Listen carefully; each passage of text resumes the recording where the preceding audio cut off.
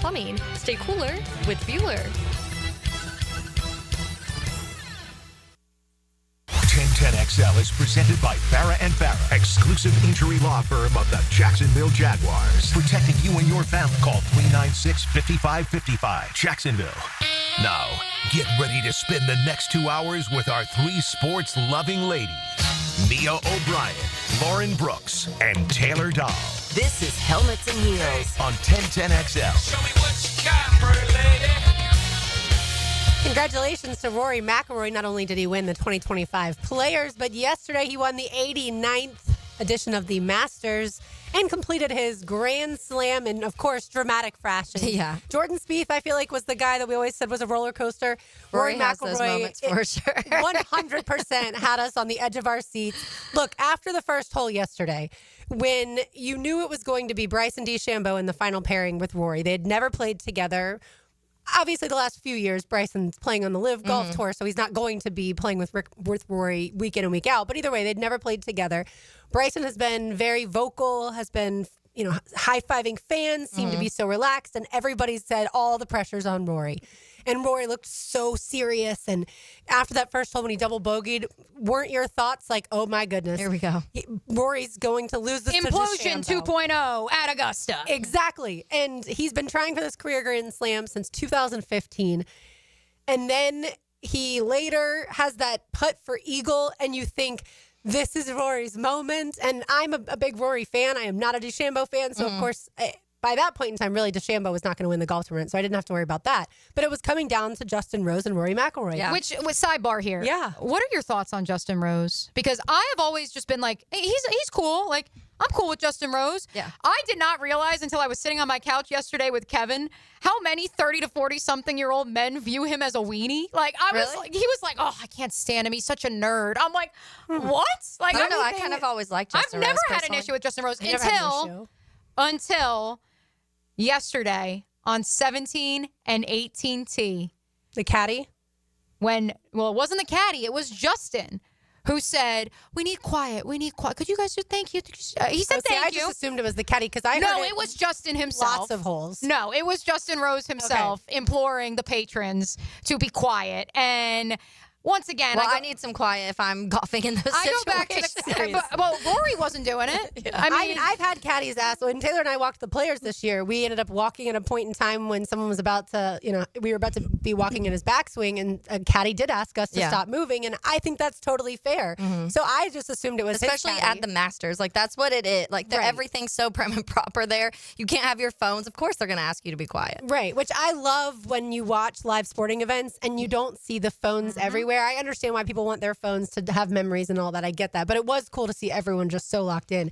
But so when he doesn't make the eagle putt, it was like, oh my goodness, Justin Rose is going to, and props to him. He had led this golf tournament for 5 rounds, 5 different years. He's led the first round. And he's now going to win. And like, all right, for me personally, as long as it wasn't a LIV golfer. And then Rory finally made it to the playoff against Justin Rose and birdied and made that putt. He struggled to make putts this weekend. Yeah, it was a roller. I mean, we start from the beginning, obviously, like you said, with that double bogey. But then when he double bogeyed 13, right? And there were some shots where, and that's the thing when you're watching Rory, and there's moments where you're like, man, that looks like one of the most difficult shots to make ever on earth, and he just made it. And then there's other ones where you're like, that was a 3-foot putt, like, and you can't make it. Like when what he is almost happening? went in the water that one time, and then I think that was 13, and then.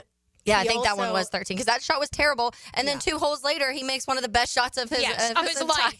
The shot of his life. Off the text line, designed by Lifetime Enclosures from 678. Bogey on 18. I don't think I've ever laughed so hard in my life. Did you laugh? Did you scream? Please hit us up, 641-1010 on the text line or on the YouTube chat, because I know I screamed. And it was not laughing. I was just like, this is agonizing. I know. Our friend from Barstool, Trent, tweeted out that, not that Trent that works here, not that Trent Baalke, the other Trent. He tweeted that he felt like he lived 4 lifetimes during that round, and that is exactly how I felt. My body is still shaking, even reliving Rory McIlroy's win at the Masters. Yeah, his scorecard reads, he double bogeyed 1 like we talked about. He bogeyed 11. He double bogeyed 13 like Taylor said. He bogeyed 14. And then, of course, he bogeyed 18, like Mia just said, too. And then I didn't know what was going to happen, honestly. Yeah. Like, when Rory went to the playoff here on the Monday of the Players, I knew for sure It Rory felt was like it winning was that. Rory time. Yeah. To me, there was no question. Yesterday, there was so much pent-up frustration, and it felt like once he knew that DeChambeau wasn't going to win, I thought that with a 4-stroke lead, like Rory's going to cruise to victory.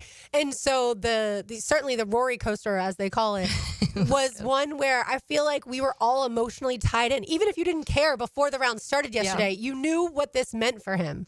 Yeah, and I know we'll talk a ton of Rory, but I mean, I feel like you also have to give a shout out to Justin Rose that he was 7 strokes back after 10 and then came back and ended up being in a playoff with Rory at the end. And so that it shows a little bit of what happened to Rory late in the round, but also what Justin Rose was able to do late on Sunday too. And I think he actually played well yesterday, whereas Rory did not. That's what I'm saying. It was like a combination of the two.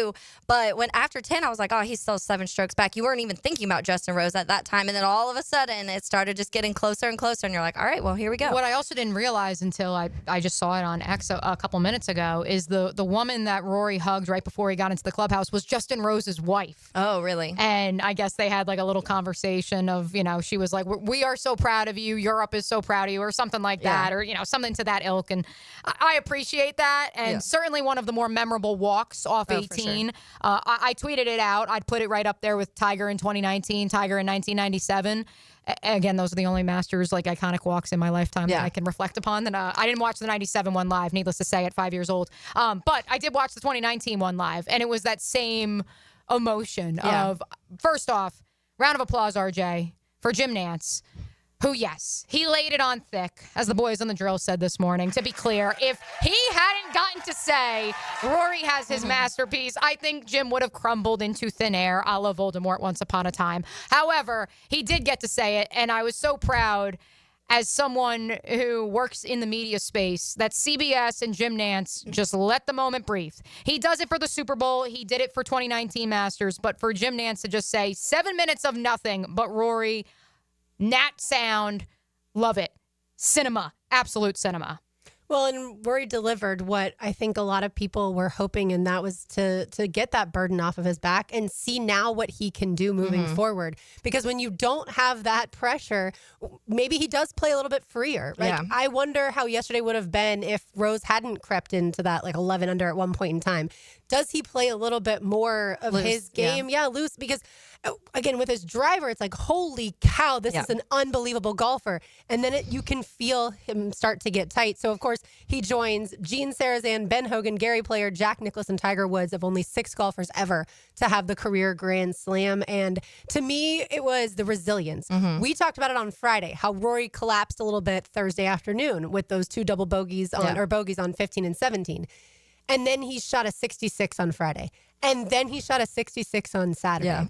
The only golfer who has more rounds under or 66 or under at the Masters is Tiger Woods with 8. Rory now has 7. He might be, I feel like, the guy that can usurp this Scotty Scheffler movement that we've had over the last few years. Like, because I know everyone was also watching the leaderboard yesterday to see what Scotty's going to do. But it was really Justin Rose, to your point, Taylor, and Ludwig Ober that I thought might actually take this. Yeah, me too. And that I feel like those were the names. Ober, for a minute, I thought it was his. I thought it was his for a couple holes. But I do think I tweeted about it too, because when Rory was leaving, you're talking about that walk off of 18, Mia, and him doing it twice. The first time heading to the playoff, everyone's chanting Rory, Rory, and I was like, poor Justin Rose is just walking past all these people, and there's just hundreds and hundreds of probably thousands of people just chanting Rory, and he's like, oh, here we go, now let's go into this playoff. I think Rose understood the magnitude, and he tweeted about it himself, right? Like, I think he got that the pressure had been building for Rory for so long to be this good of a golfer and to have never won the Masters, when it feels like we've had guys, at least in my lifetime, that make it look easy. Yeah. I mean, Tiger certainly one of Scheffler. those. And being that guy that's been campaigning for the PGA Tour through all of this and getting kind of like being the head of a lot of the jokes during this time, and kind of when it did that split with Liv and stuff, and still being that guy that's like, the PGA Tour is my thing, and then having this moment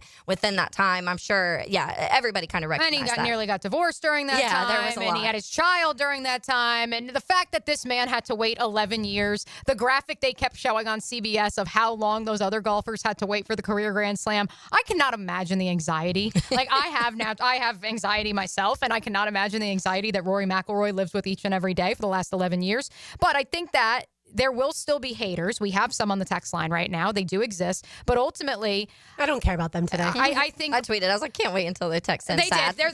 They're there. 904-641-1010. They're out there. But the point is that I think that some of the hatred occurred when he wasn't winning anything. And Rory was still the vocal one, whether it was the Live PGA Tour split, whatever it may be, that he was one of these faces, even though he wasn't winning. Well, now he is talking the talk and walking the walk once more. And I think the pressure being alleviated is going to lead to him winning at least one more major this year, let alone however many more are to come in his career. A lot of free agents and media transactions in the golf media world. And so Kyle Porter, who I believe used to be with CBS, is now with Normal Sport. He tweeted out this morning, I think Rory is now, number one, unquestionably the best player of his generation. Number two, the greatest European golfer of all time. And number three, one of the 15 most accomplished golfers ever. And I tend to agree with all three. Oh, definitely. Yeah, I learned why people don't like Rory when I think it was Kyle Porter, and yes, he used to work for CBS, tweeted out like, so legitimately tell me why you don't like him or tell me why you love him. And I was going through a lot of those comments just because I was naturally curious, because he doesn't seem like a guy, other than the rumors that circulated around, and yes, he and his wife separated, but other than those rumors, there's nothing else for me to dislike about him, but I feel like other people have certainly different feelings on the matter. For me, of course, going into yesterday, the only thing that would have been more cinematic is if Bryson DeChambeau and Rory had gone. That they would have been the playoff. Wire to wire. And if they had been the two in the playoff, because I do feel like there's a large group of people, and I'm one of these people that is PGA Tour all the way. Yeah. I will never watch a live event, never support a live event. And I do think that that's part of why DeChambeau fell apart. Like, he is only playing 3 rounds now, and they don't play that competitive of golf as far as like the winnings and things like that, right? The money has already been paid to them. Yeah. So that to me was the only thing that maybe the drama was missing yesterday. Yeah. But I was happy about it. Especially because now, like afterwards, we saw the comments from Bryson DeChambeau talking about he didn't talk to me the whole time. I was like, oh my gosh, are we in high school? Yeah, like, are you calling Rory a mean girl at this point in time? I mean, come on. But I thought Augusta National looked phenomenal. Certainly the. Oh yeah, it was I mean, beautiful. it seemed like the hundreds of thousands of patrons on the course behaved themselves for the most part. You didn't hear a lot of like the mashed potatoes, get in the hole type of stuff. There was a And lot so, of get in the I loved holes it. at the end. I was hearing very a ton end, of for get in sure. holes at the end. Yeah, but for the most part, I thought it was a tremendous golf tournament. Second, of course, to the players, but Yes. you know, it is the first. I will major. tell you real quick because we were just mentioning the live. I saw The Athletic wrote an article about how important it was for a live guy to win this last weekend and it not happening, and like kind of what's happening with live in general. But the title of it said "The Great Disruptor Has No Juice," and I was like, yes. I like that title too. What did you think about Patrick Reed? Oh, my God. Well, first off, let's talk about the storyline no one's talking about, which is if he doesn't 4-putt on 15 because he had that miraculous shot on 17, he's in the playoff. My dad texted me immediately and was like, oh, I know you're very happy right now. And I was like, oh, I'm very happy. And that has nothing to do with live. I just think, I mean, listen, folks, you can Google about Patrick Reed essentially being, with all due respect, the Aaron Rodgers of golf, and that his family hates him. We don't have to do the all due respect. Yeah, his wife is crazy. She caddied for him while he was separated from his family. Now her brother is his cat. It's quite the story. And he also cheated and got kicked off of his college golf team. Then he joined the Augusta team, and that's part of why I think he plays well in the Masters every year, because he's grown up around there. The Augusta world, yeah. Yeah, exactly. I vindicated to say the least, but it was ironic to me in the end, Lauren. I was like, wow. That's God smiling down upon us and just saying, ha, ha, ha, take that, Patrick Reed. Yes, God smiling down upon the Gators, you might say. We'll get it to college football on the other side. You are listening to Helmets and Heels on 1010XL 92.5 FM. He's not Fat Albert, he's Fat Tony. And by the way, he's not fat, it's just a cool name. Fat Tony. 10 to noon weekdays on 1010XL. AA Automotive helps keep your vehicle in dependable and safe condition. Call Sam, Harry, or Joe, and they'll check your brakes, tires, fluids, electric, and motor, so your ride runs smooth on the road. That's AA Automotive on Richard Street. Out with the old, in with the organized. Mia here. Whether you're tackling overflowing closets, a messy garage, or an unorganized pantry, Closets by Design will create a custom storage system that helps you breeze through spring season stress and mess-free. Spring on this deal before it's gone. Get 40% off plus an additional 15% off and free installation with 12-month special financing. Call Closets by Design today, 1-800-293-3744.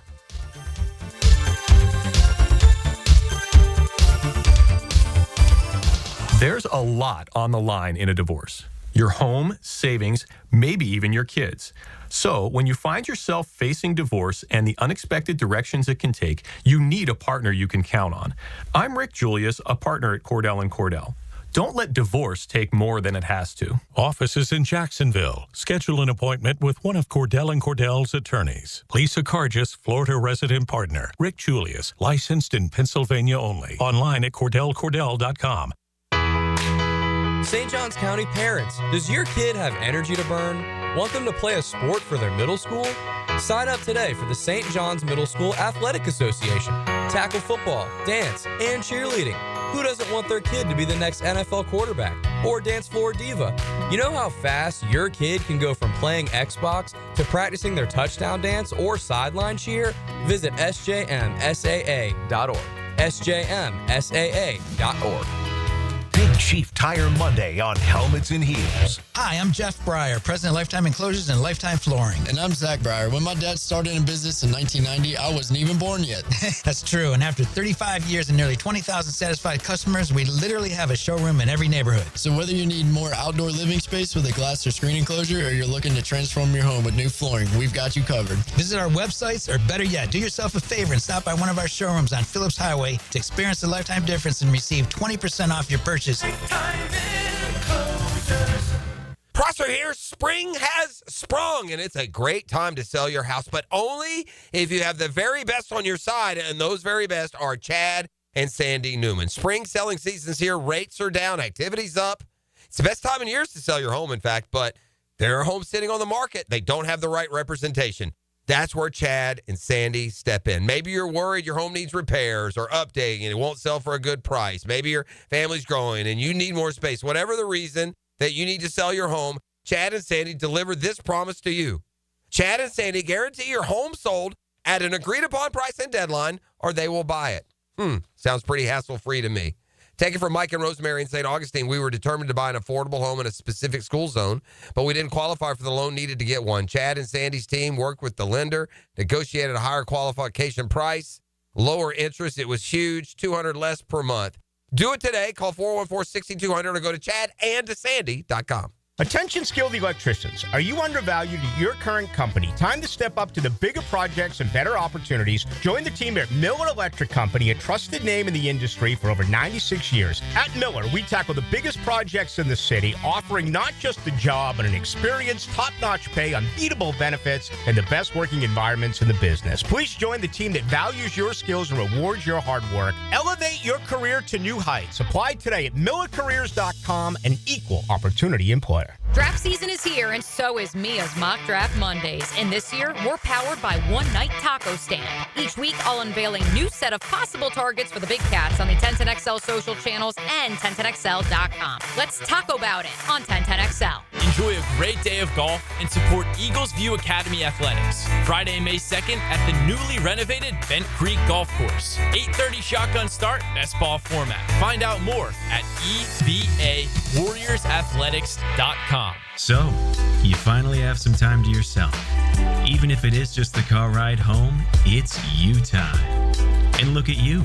Do not disturb set before you even got in the car? Impressive. You've earned this moment to just chill and drive. This break is brought to you by Target Zero and the Florida Department of Transportation.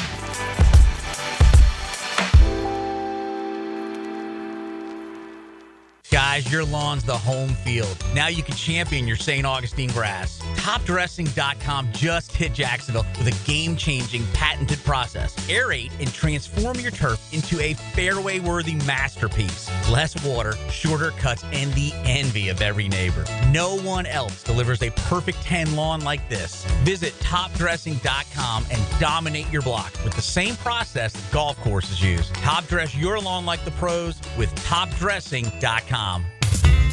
It's tune-up time, and Florida Home AC, the official AC partner of the Jaguars, wants to partner with you for a cool summer season. tune up your AC unit right now so it's running at peak performance when you need it most. Just call 777-4300 and order a tune-up for just $59. Keep your unit humming at optimal level. Log on to FloridaHomeAC.com and take advantage of their savings. Keep cool with Florida Home AC. That's 777-4300.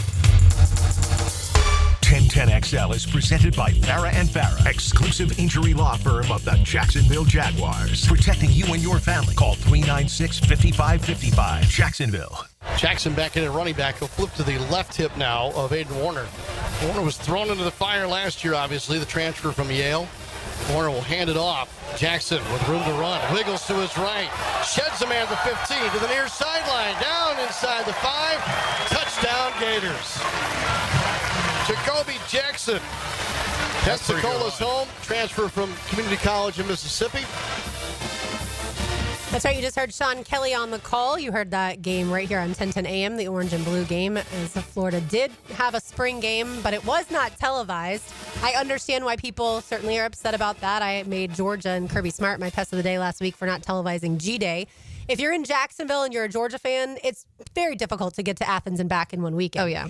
If you're a Gator fan and you live in Jacksonville, I don't need you to complaining that you couldn't make it to Gainesville to watch the spring game. That's an hour and a half there, an hour and a half back. If my parents can go, then you can go. I'm talking maybe to you, Jeff Prosser. I'm just kidding. So Jacoby Jack Cheese, that's his nickname, Jackson. Oh, that's funny. I love the nickname. I love cheese. Yes, he had I had some pimento cheese yesterday. It was epic. Yes, Brian made pimento cheese for us. It was delicious. He had 198 yards in the spring game, 3 touchdowns. So it was Is that what you tweeted about? Talking about that? No, that was, so this is one of the running backs. Oh, In the okay. running back group, y'all already know my thoughts on Jaden Ball yeah. and how great he is. Jacoby Jackson also is, I think, going to have a really good season. And then we also know Trayon Webb is still in the mix. And then there's a freshman that we saw on Saturday named Duke Clark, number 20. A little bit shorter, like smaller of a guy, but really shifty. So I liked him. Their running back room is completely loaded. The guy I tweeted about, Taylor, is Dallas Wilson, the freshman receiver who it does not look like a freshman body-wise. Body control does not look like a freshman. And he is going to be a guy, number 6 for Florida, that if you hadn't watched, I guess most people couldn't watch the spring game, but you saw highlights. Wait till after the first month of the season and then be like, well, they already had Trey Wilson. They already had Vernell Brown III, who's also a freshman. They already had Aiden Mizell and Andy Jane. Like, wow, this kid is unbelievable. He was the headliner, but let's not bury the lead, Lauren. Yeah. How many DJ. snaps did one DJ Lagway take first and foremost? So he took 2 snaps. He handed the ball off both times. Okay, cool. Secondly, but he's going to start throwing in the near future, is what Billy Napier said post-spring game. Correct. So I don't have to worry anymore. Correct. We had Jake Simons, boots on the ground, photographing the entire day for us. And he texted us in our group chat and said, I don't know, a lot of people are a little antsy. DJ didn't do the Gator walk. I don't know. A lot of people looking around the stadium. He's not on the field for pregame warmups. Take us through the behind the scenes. He was on the field for pregame warmups. I can confirm He didn't that. come out initially, though. He didn't run out with the team out of the tunnel. He was already on the sidelines for that. But when the quarterbacks were going through drills and warming up, he was out there. He just wasn't throwing. So he would do handoffs in those pregame warmups and the drills. And then when it came to the But he didn't do the stretching- Gator walk. I wasn't at the Gator walk. Okay. We were walking into the stadium at that point in time. My dad wanted to do some national championship shopping. Of course, don't blame him. Yep. But so I didn't go to Gator walk, but when I watched him on the field, I was concerned obviously about the shoulder, but also the lower body injury that Billy Napier told us that he had. To me, he did not look like he had a lower body injury whatsoever. Okay. I think this was solely precautionary about the shoulder. Why he didn't run out of the tunnel with the team, obviously, I don't know. There were a few other players that were also on the sidelines when that did occur. Those other players, though, were on crutches. So I was a little surprised that he didn't do that. But you know what? Maybe that's a Napier thing. If you're not fully healthy and you're not going to really play in the spring game, then I'm going to reserve that attention and that type of applause for other But those players on crutches didn't take 2 handoffs. They right? did not. I think the only reason Napier had was just to calm the masses. Yes, I think he's like, breathe, guys. Plus, he knew this is the largest spring game since 2009. He's not trying to make Gator Nation angry panic. and vitriolic with him. So he said, all right, I'll put number 2 out there, but I'm only going to put him out there a couple times. And so it was cool to get to see Harrison Bailey, the transfer from Tennessee to UNLV to Louisville to now Florida. He had an excellent spring game, over 330 yards. He's gone around the country for sure. He's got a really nice throwing motion. I would anticipate Harrison Bailey not to start the season, but at some point to have to take some meaningful snaps. Just because we've seen the track record for whether it's Anthony Richardson or now DJ Lagway, those big explosive type quarterbacks, anytime they take off and run, they're at risk for injury. So I would expect to see Harrison Bailey play in at least a handful of games this season. Yeah, the quote I saw Billy Napier, which it was interesting to me because he did say the lower body stuff is good. He'll be throwing in a couple weeks. But then at the end, he was like, everything's on schedule. I was like, what is everything? What is the schedule? What is the schedule? What is the because schedule? you're not telling us anything and we don't know. But to me, it more, I know, and he doesn't have to, but that's what confuses people, because also if you're telling me there was a schedule, then it was something that you've known about and there was some sort of plan of what's going on, and then where did all these possible surgery stuff coming out, because it sounds like that wasn't a plan then if there's a schedule and for him to be throwing. I think that that's one of those things that somebody that told Mark Long, and maybe whoever started that, I don't know that that was necessarily accurate, because he's the only person who covers the Gators who mentioned anything about a surgery when it comes to the shoulder. Well, and I said Cole Thompson, who we will have later on in the show, who is on SEC Unfiltered, he did say, and I don't know if his information was a tad different than Mark Long's too, so it was coming from somewhere. So it'll be interesting. Maybe we can talk to Cole about that too and see exactly what he's hearing on that front or what he had heard, because before he said it's like kind of seemed like it was worse than what people were letting on and surgery could be possible, but he was a little more specific on certain things, or a little less specific than what Mark Long had, so it made me feel like that information was coming from a different place. This is what we in the radio business like to call a tease. Taylor and I received the same text from Cole Thompson at 10:42 this morning, folks. I hope you're ready for today. I am going to be in special form on this subject that is coming up in the 1 o'clock hour, and that subject, of course, is Nico Iamaleava. One other quick note from the college ranks, though, before we put a bow on the Gators. Wait, hold on. I'm still on the Gators. She's like, wait, she's okay. All right. I was going to circle back to the Gators, but okay, go ahead.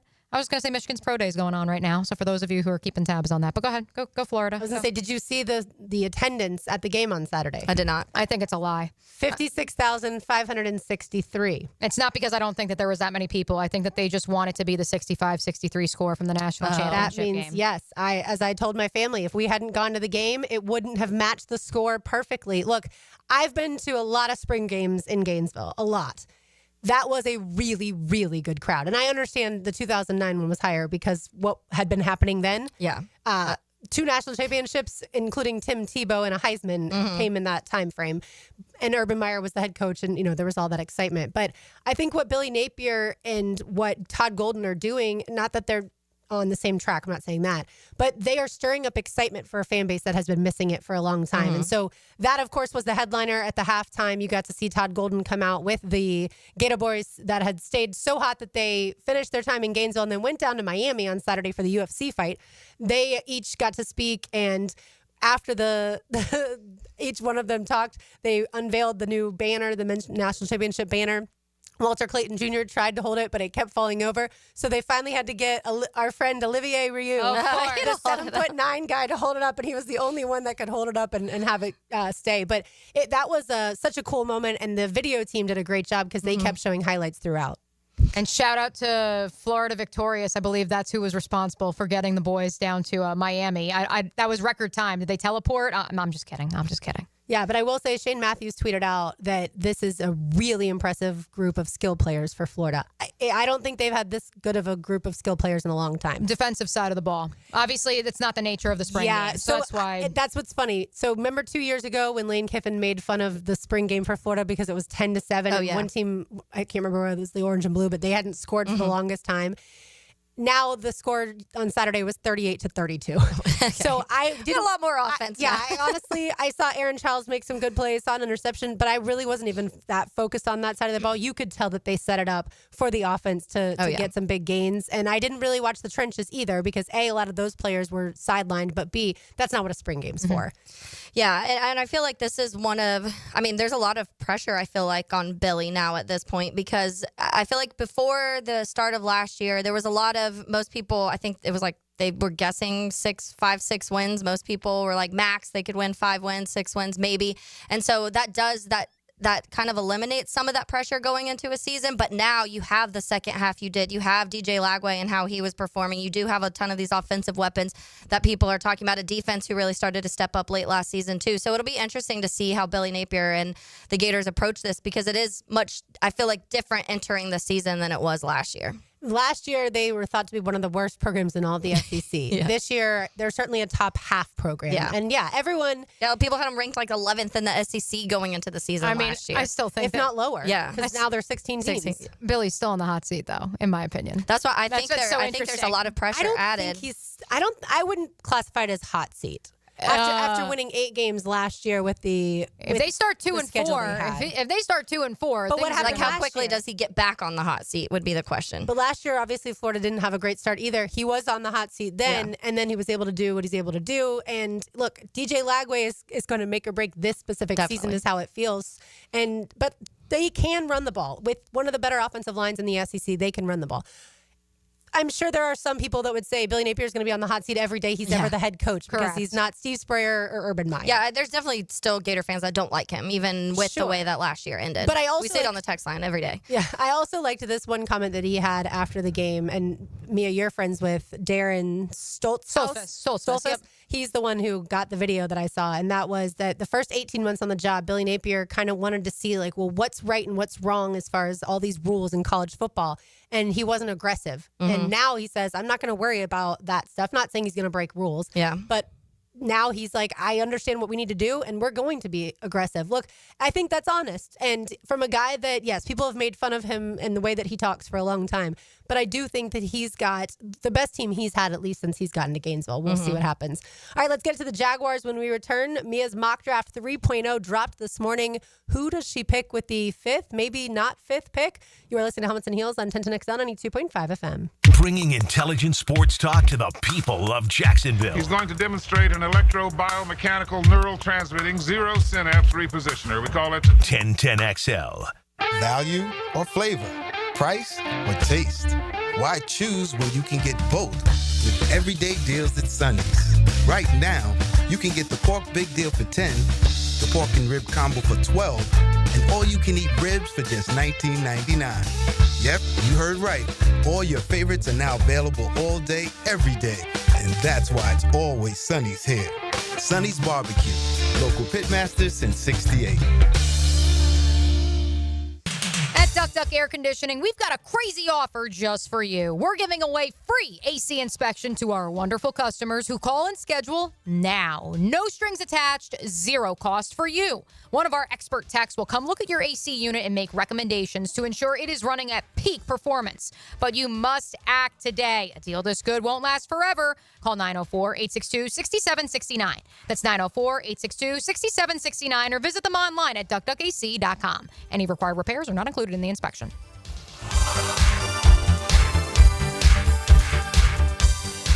It's a Helmets and Heels Big Chief Tire Monday. Spring and summer are coming. Will your pool deck be ready? Don't Slip Deck Coatings of Jacksonville has you covered. Their multi-layered slip-resistant coatings come in a variety of colors, adding safety, durability, and style to your outdoor spaces. Plus, they offer slip-resistant solutions for inside your home, too. Long-lasting, affordable, and built to protect your family. Don't wait. Call today for a free quote, 904-466-1839, and follow Don't Slip Jacks on Facebook and Instagram. Hey, Hicken here, or just call me Dreamfinders Danny. For a limited time to ring in the new year, Dreamfinders Homes is offering an amazing 4.99% fixed interest rate. Now's your chance to lock down that rate and get in the game. You heard me right. It's 4.99 fixed interest rate on select move-in ready homes. Visit dreamfindershomes.com for sales event information and get in the game. Interest rate available on select move-in ready homes. Restrictions and limitations apply. Go to dreamfindershomes.com for more details. This is Hayes Carline for Kingfish Pest Control. Mosquito season is upon us, but don't let them take over. The secret to a bite-free yard is starting today with Kingfish Pest Control. Their 3-step mosquito defense process stops them before they can spread. Eliminate breeding areas, build a protective barrier around your yard, and monthly treatments to keep them away all season long. The earlier you start, the fewer mosquitoes you'll have to fight. Don't let those suckers ruin your outdoor fun. Call Kingfish Pest Control, proud partner of the Jacksonville Jaguars. This is Dr. George Bari inviting you to look online at bariorthopedics.com for the latest in medical advancements when it comes to getting you back to full joint health. After studying under Dr. James Andrews, I know proper diagnosis is the first key to treatment, and educating the patient is the fastest path to recovery. Whether it's chronic back pain, nagging arthritis, or necessary joint replacement, we're here to serve you in the best possible way. We are Bari Orthopedics and online at bariorthopedics.com. Find out more at bariorthopedics.com. That's BAHRI orthopedics.com. We're certainly facing interesting economic times. For me, it's comforting to know my money's in good hands with ITP Partners. Jacksonville guys taking care of my Jacksonville money. Experience? Yeah, that's Chris Bryan, Jeff Hartman, Reagan Wright, Dan Abel, Scott Regner, Janice Cobb, and Reed Wingate. They have the expertise and knowledge to take care of your money. For more info, go to itppartners.com. ITP Partners, they're my financial partners for life. Non-compensated client testimonial may not be representative of all client experiences. No guarantee of future performance or success. Jacksonville, you know a good defense wins games, and a good fence protects your home. Frank Frangie here. Coil Fencing has been around the block since 1927. Literally, they probably fenced it too. From tough chain link to sleek aluminum fences your HOA will love, Coil is the name to trust. Nearly a century strong and still standing tall. Call Coil today. You can trust them. Call 904-356-4821 or visit coiljacks.com. That's COYLE Jacks.com. How much do the performers for Super Bowl halftime shows get paid? Filing an insurance claim following a storm shouldn't be an ordeal. Southern Oak Insurance's claim team prepares for catastrophic situations well in advance. Log on to southernoak.com. Our family protecting yours. Southern Oak Insurance. Super Bowl performers are not paid for their shows, but production costs are covered by the NFL, which could go as high as $15 million. Southern Oak Insurance. Our family protecting yours. Hey, it's Matt Hayes. There was a time when if you handed me a bread basket at a restaurant, you better watch your fingers. Pizza, pasta, bread. Carbs were absolutely my weakness. I'd be lying if I said they didn't have me hooked. Then Awaken 180 came into my life. I've been down every diet road there is, but this is different. It's not just another diet. It's a total reset of how you see food. You know that carb craving that we all accepted as normal? That's gone for me now. Don't get me wrong. I still enjoy the good stuff, but here's the difference. I no longer feel like I need them. So when the server puts that bread basket on the table, I just smile, sit back, and say, nah, I'm good. That feeling of control is all thanks to Awaken 180. I lost 40 pounds in 9 weeks on Awaken 180. Hacker lost more than 110. Baloo is on his way, and you can lose whatever you want to lose. It doesn't matter what your goal weight is. Awaken 180 weight loss will get you there quickly and safely. It's a clear path to success without disappointment. Awaken 180 has changed my life, and it will change yours too. Give them a call at 844-346-1800 or go to awaken180weightloss.com. Trust me, you'll thank yourself. 1010XL is presented by Farah and Farah, exclusive injury law firm of the Jacksonville Jaguars. Protecting you and your family. Call 396-5555. Jacksonville. Oh, Saturday sun, I met someone out on the West Coast. I gotta get back, I can't let this go. Neil O'Brien, Taylor Dahl, RJ Saunders. I'm Lauren Brooks with you on this Big Chief Tire Monday. As always, you can find them online at WeKeepJacksRollin.com. They have over 7,600 5-star reviews, and they do so much for our community. So make sure that you take your vehicles to Big Chief Tire with 5 locations around Jacksonville. They've been in business for over 60 years. All right, Mia's Mock Draft 3.0. Now, there's a disclaimer when it comes to this mock draft, and that is that you did it before the Friday news dump. I did, but it was Derek Carr. It was as if I knew that Lauren's least favorite quarterback on planet Earth was. It's not that I dislike Derek Carr. It's like as a person, like I am not how Taylor is with Aaron Rodgers. Like I have no hatred for this person. I just, after seeing him in person a few times, thought he's not a very good quarterback. But whatever I put out in the ether, the voodoo magic that I worked has clearly affected him, and he has gone downhill ever since I told a Raiders fan that he was not going to be good for them this season. But please continue. Yeah, so I wrote this mock draft. I produced the video part of it, which you can find on the 1010XL video and social channels, under the idea and the premise of the Saints are trading up to select Shedeur Sanders because they got wind that the Raiders are interested in picking Sanders at 6. Now, what's ironic, in addition to the Derek Carr news dump on Friday, which in case you missed it, there is a chance that Carr is not ready for the 2025 season if he elects to have surgery. The funny part about it is that Shedeur Sanders is visiting with the Las Vegas Raiders as we speak. And so perhaps there is smoke to that flame, or fire to that. There is smoke. Fire to that smoke. Fire to that smoke, yes. But the interesting note of all of this that was pointed out to me over the weekend, and RJ, this deserves some X-Files music. There was just one NFL head coach at Jackson Darts Pro Day in Oxford, Mississippi. And who was that head coach, you ask? Kellen Moore, the head coach of the New Orleans Saints. And not only was Kellen Moore in Oxford, Mississippi for Jackson Darts Pro Day, he brought his offensive coordinator, Doug Nussmeier, the father of Garrett Nussmeier, friend of the program, quarterbacks coach Scott Tolzien. Oh, and by the way, the Saints skipped Pro Day out in Boulder, Colorado a week and a half ago.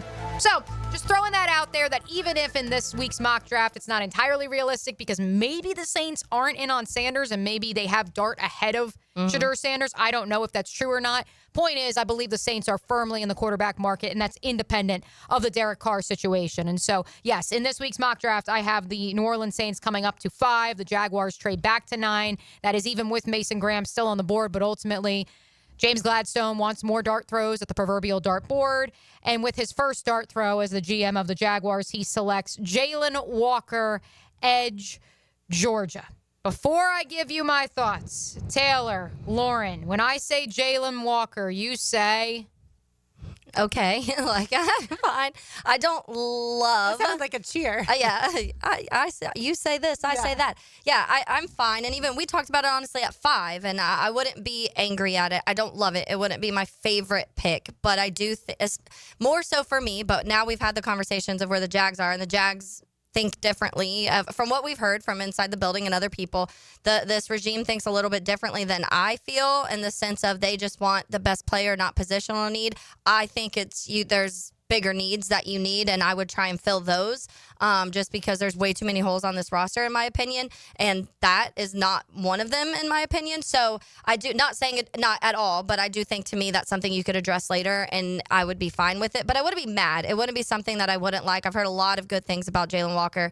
I'm doing a podcast on him this week, and so I'll learn even more, but I do think that he's a player that would make almost immediate impact, which I do like that, because I feel like we've had maybe not as much of those the last 5, 6, 7 years, where you feel like they're going to come out and right away, week 1, you're already seeing them make plays. And I do think he's the type of player that would be able to do that. He would upgrade the defense for sure. He's a guy that Dane Brugler in the Beast has as the second best edge rusher in this class.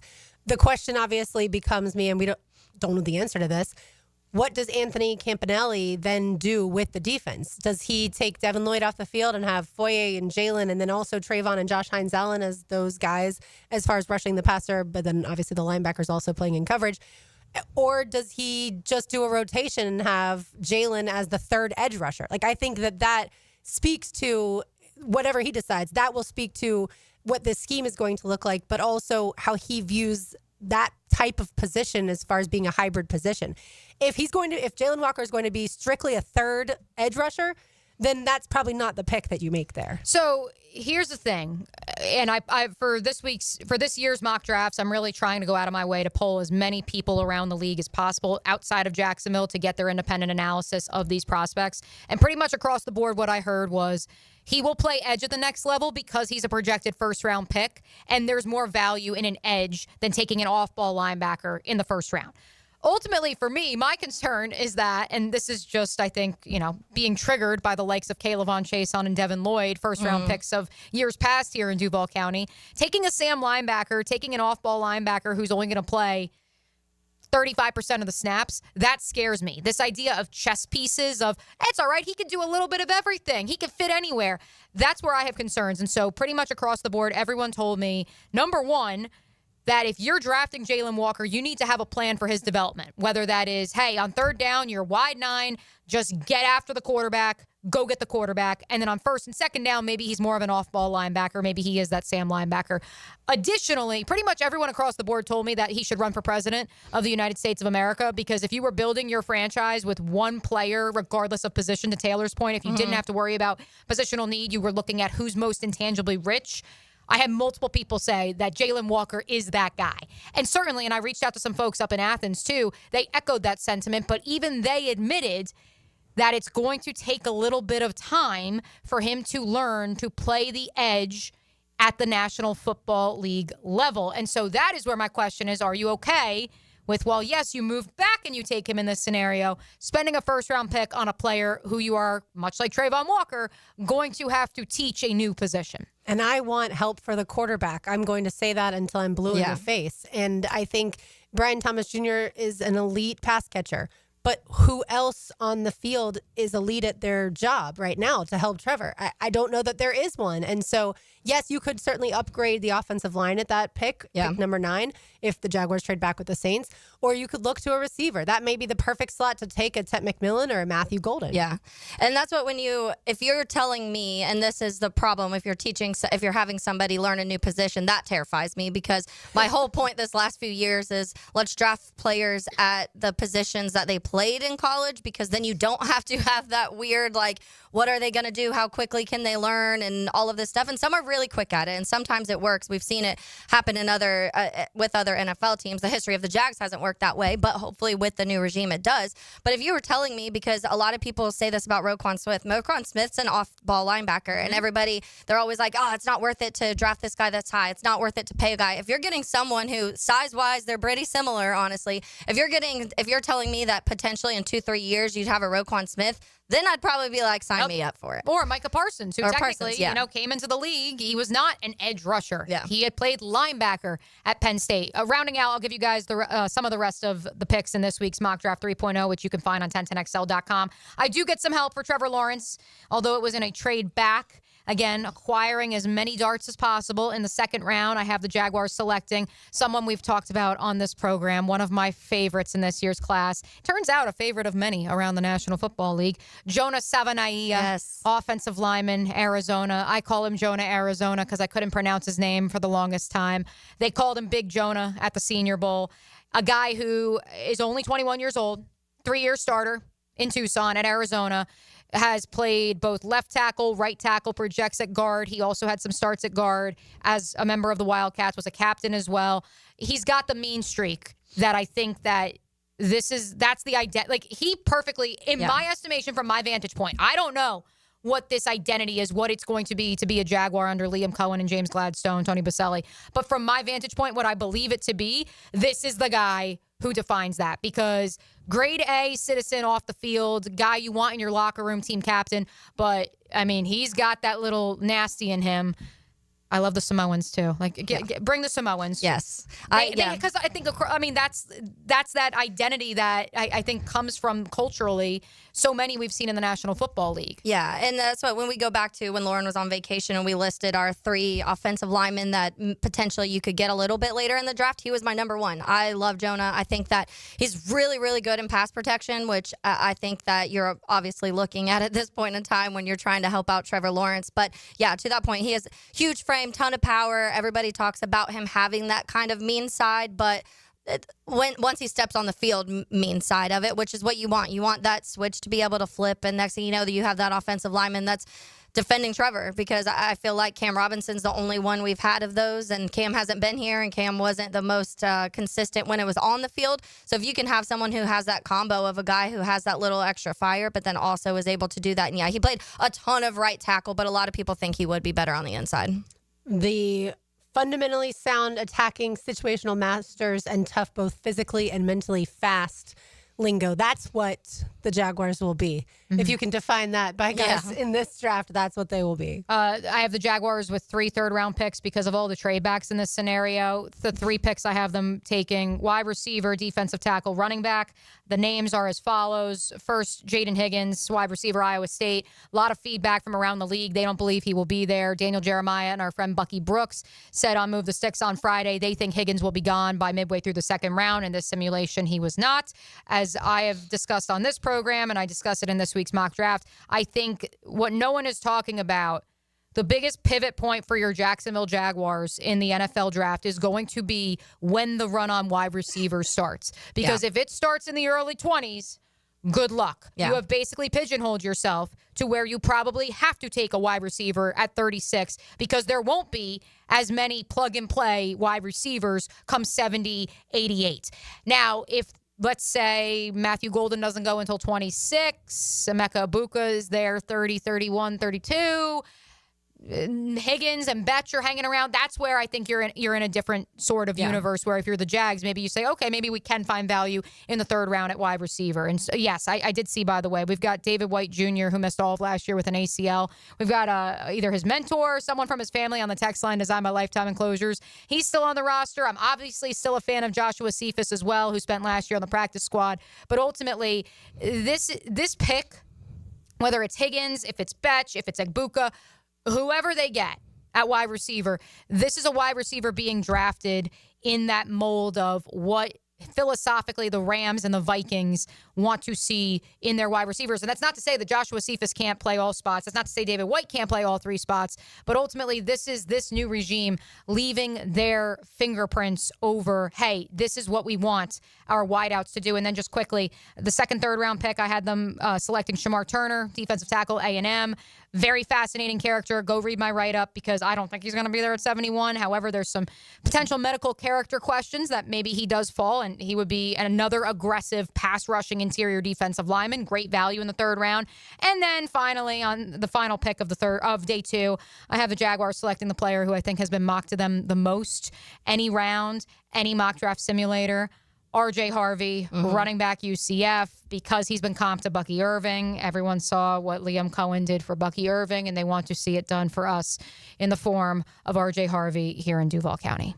I was very nervous about R.J. Harvey when Florida played UCF this past season, but thankfully the Florida run defense was pretty good against him. One other Jaguars note, Jordan Lewis had the title of highest paid nickel corner for all of, about a month? Yeah, like a little less than a time. month. Yeah. And now Kyler Gordon gets to be that. Yeah, I love seeing that because I think this is something we're seeing more of, the importance of these nickel corner. We talk, and some of that is related to this resurgence of the run game too, and everything, how these offenses are changing. But we're seeing these nickel corners become such an important part of defenses too. So yeah, I love Kyler. He does his little like Spider-Man backflips, and he's fantastic. So super excited for him. Yeah, they're always on the field nowadays. Yeah. Like it used to be barely. You'd be like, 20%, maybe you'll see them. Now you're seeing nickel corners constantly. Exactly. All right, we will continue the college football conversation on the other side. You are listening to Helmets and Heels on 1010XL 92.5 FM.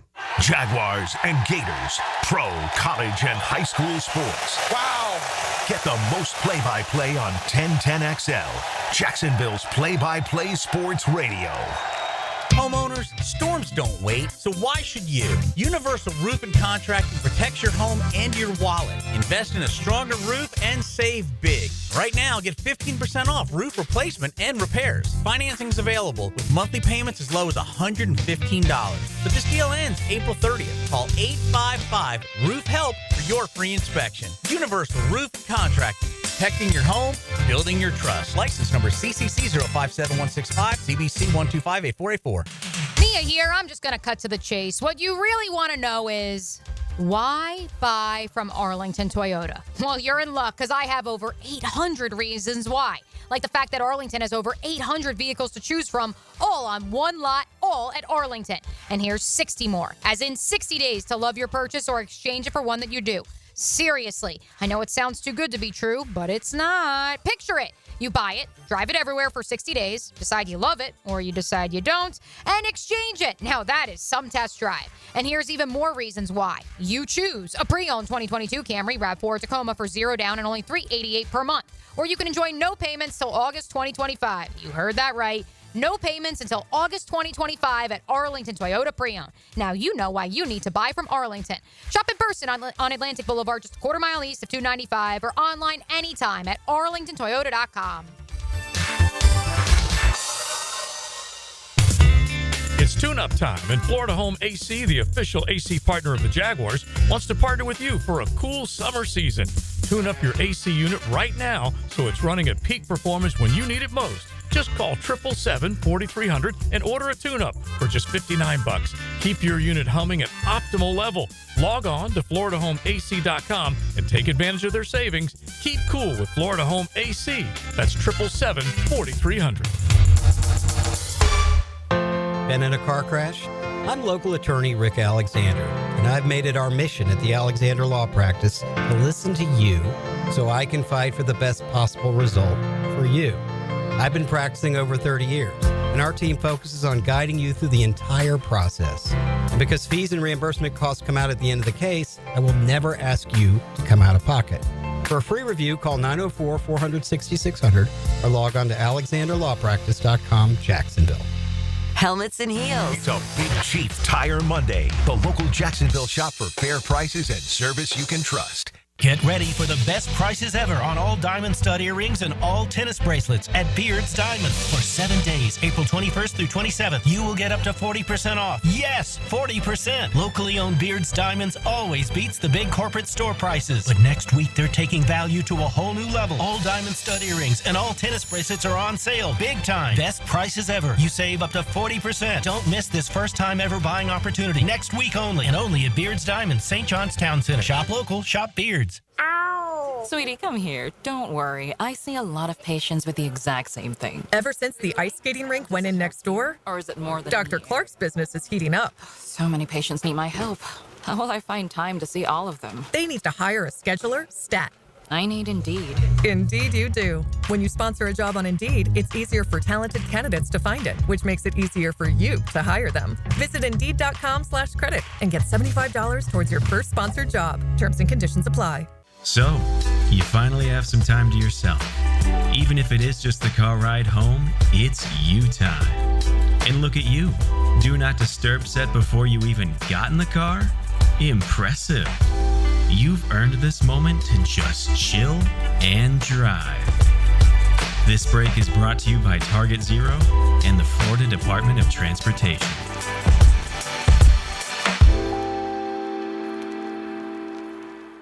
The flagship station of the Jacksonville Jaguars. WJXL AM Jacksonville Beach. WJXL FM Jacksonville Beach. Southeast Orthopedic Specialist is now offering ortho walk-in appointments. If you have an immediate need for orthopedic care, contact Southeast Orthopedic Specialist immediately. Avoid ERs and urgent care waiting rooms. For more information, go to se-ortho.com. Relieve pain and get back to life. Southeast Orthopedic Specialists. Cannonball! Honey, someone's in our pool. Oh, refreshing. John, what are you doing? Oh, hey, Dave. Seeing as how me and the guys at Clearwater Irrigation reinstalled your sprinklers after the pool contractor ripped it out, I thought you wouldn't mind if I took a quick dip. But in a Jaguar print Speedo? Yeah, Dave. My bad. Clearwater Irrigation. We can't sing a lick, but we sure are good at sprinklers. And drainage, too. Ackerman Urology has 4 convenient locations providing advanced urological care to improve men's health and sexual vitality. Don't suffer through prostate, bladder, or kidney issues. Visit AckermanUrology.com. Instant Keys. You don't have to go to the dealer. Instant Keys comes to you. For lost or broken keys or nearly any make and model of vehicle, call 722-1111 for Instant Keys locksmith service. McDonald with your 1010XL Southeast Orthopedic Specialist local sports update, brought to you by Baker Glass. The Gators capped off their spring season this Saturday with the annual Orange and Blue game in the Swamp. Head coach Billy Napier was proud to put on a show for the 50,000 plus in attendance, but more importantly, pleased with coming out of the spring healthy. I was proud of the Orange team regroup a little bit at halftime and come out and make it a game. You know, I thought got some momentum right there before half, got a score, and then able to get a stop and really get competitive. But look, I think that we learned a lot just in terms of what's required to play winning football. The offensive team on the Orange group, 2 turnovers in the first half, a fringe sack, and then some missed tackle. Really had to wake up on defense a little bit. In general, got out of here healthy. The Gators will return to the Swamp this fall with their first game of the season against Long Island, August 30th. It's 81 degrees at 12:58. Time and temp brought to you by Bueller Air and Plumbing. Stay cooler with Bueller.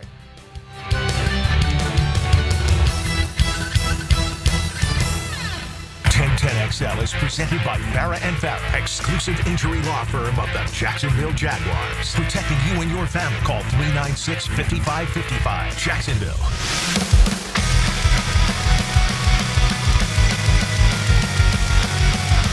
Helmets and heels on this Big Chief Tire Monday, a big story in the world of college athletics. We began the conversation on Friday when Nico Iamaleava did not show up to practice And a little bit later that day on the Frangie Show, Frank had Jimmy Himes on, who has covered Tennessee athletics and certainly football closely for a long time. And here's what Jimmy Himes had to say about the situation. So I think you've got a very greedy dad in a very greedy situation. And Tennessee's not buckling it. I don't blame them. And not only that, it's going to disrupt what you can pay other people if you tear that contract up. So the sources I've got have told me he's gone. It's done. Wow. He will never play at Tennessee again. He's going to enter the transfer portal April the 16th. I was told there was a team meeting and the players voted not to have him return. Wow. They're tired of this. And even though most everybody over there will tell you he's a pretty good kid, yeah, they don't want to put up with this. As our friend Chris Marler of SEC Unfiltered, and Cole Thompson's going to join us to talk about this topic here in just a little bit. But as Chris tweeted out last week, I never could have guessed that the guy with the Grouch, Oscar the Grouch, and Cookie Monster pajama pants that he went to the Elite 11 finals with, I could never imagine that guy would be selfish and would act this way. And with his father as his agent, which is a whole can of worms that, unfortunately, because there aren't really no guardrails at this time, we're going to continue to see more and more of that. Ultimately, this is not a surprise to anybody. It's a surprise to me that Josh Heupel, and maybe I shouldn't because I've gotten to know him a little bit over the years at SEC Media Days, regardless of what you think of Josh Heupel as a coach, again, and this is just in my limited interaction and knowing him through Matt Hayes, he's a good man.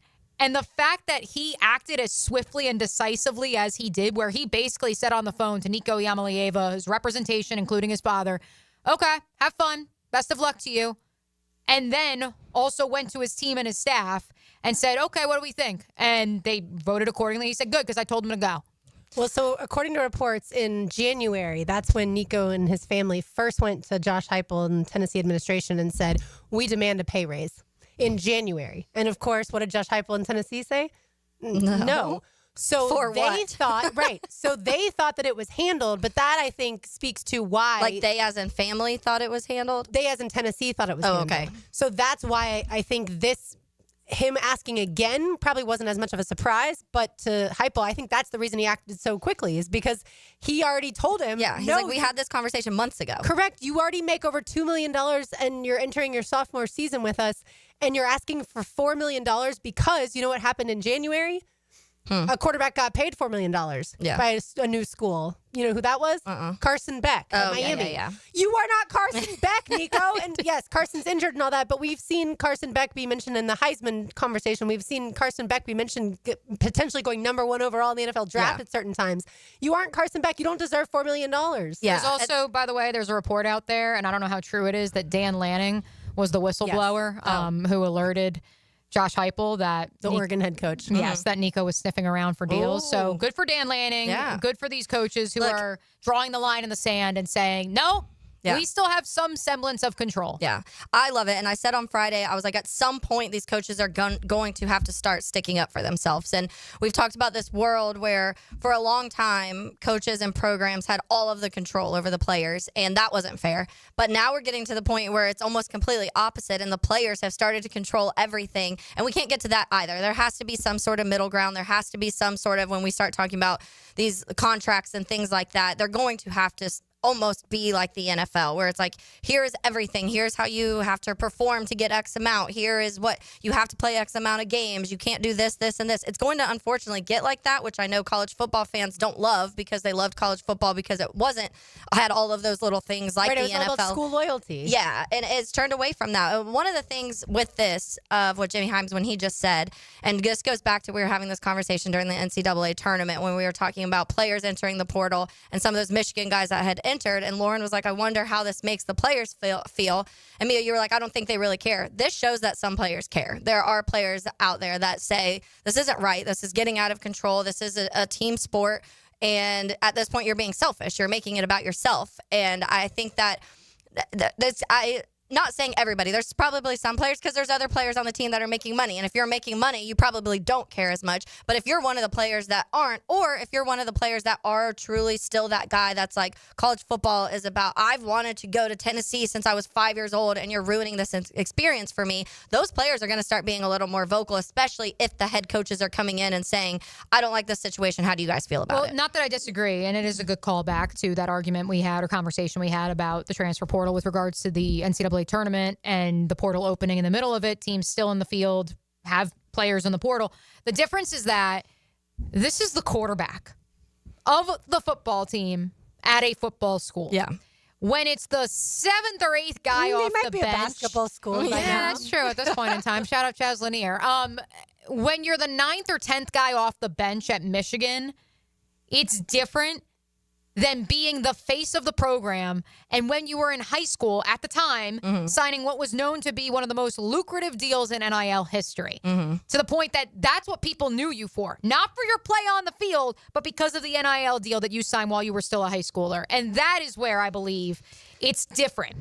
Yeah, but my point is just it doesn't get to that. Because if you're having, let's say, one of the starters for Drake this last year was sitting there and they were getting kind of these secret calls that aren't allowed to happen but are happening, and they're still in the tournament. They have that upset in round 1, and then all of a sudden he starts getting calls and the rest of the team's like, hold up, like, we're still playing in this tournament, and yeah, you're not one of these SEC schools or Big 12 or Big 10 or whatever. But I feel like eventually that would start happening because that we've lost all of the loyalty. So this year the Michigan players were these bench players, but they don't care. A lot of these players don't care. And so who's to say the starting point guard who's not getting looks at some school that wins natties, not saying it's Florida, because I feel like Todd Golden's done things the right way up to this point. Because their starting point guard has to graduate, sadly. He is out of eligibility. But yeah, bring the point close to home. I mean, there's a school right here in Jacksonville, the University of North Florida. You could take JU, for example, as well. But we know that players during the season did not enter the transfer portal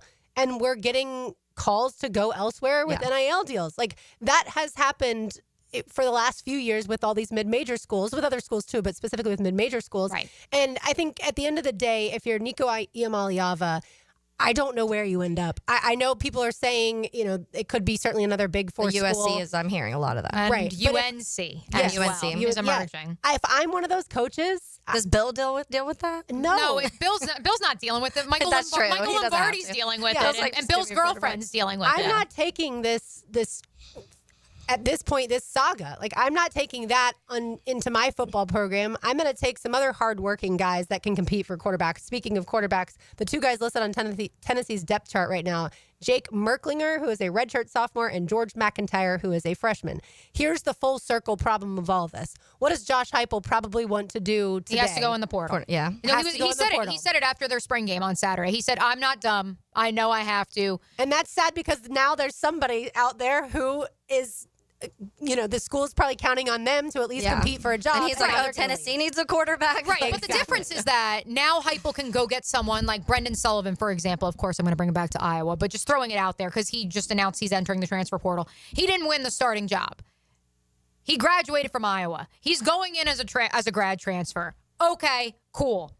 Let that guy have a chance. Once upon a time, there was a guy by the name of Joe Burrow who lost the competition to be the starting quarterback at Ohio State. He entered the transfer portal, and what happened when he got to LSU? So that's where I look at it, and I say it doesn't have to be all bad, and it's just the reality of the situation that Tennessee finds itself in. Off the text line designed by Lifetime Enclosures, 805. Someone will pay Nico close to $4 million. The market dictates it.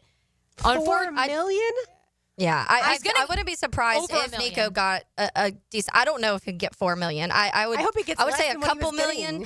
Somebody will pay him, and that's the. I'm just glad we're finally having some of these coaches and schools put their foot down a little bit, because it was starting to get to the point where it almost felt like nobody was going to say no to these kids, and I didn't want it to get to that level. And so, yeah, there are still going to be some schools and some coaches. I wouldn't be surprised, honestly. Lincoln Riley, I think would pay. I think Lincoln Riley would pay Nico if he likes Nico, and I don't know what. Yeah, he's in that world now where he's like, I need a quarterback, I need to win. And so I wouldn't be surprised if someone like that did not 4. My guess would be more like $2 million. A lot of people were linking Notre Dame. I don't see that happening. Number one, Marcus Freeman's been very vocal about liking the quarterback room he has. CJ Carr just had a really good blue and gold game on Saturday. He also he paid Riley Leonard $1.5 million. You think he's going to play Nico $4 million? Definitely not.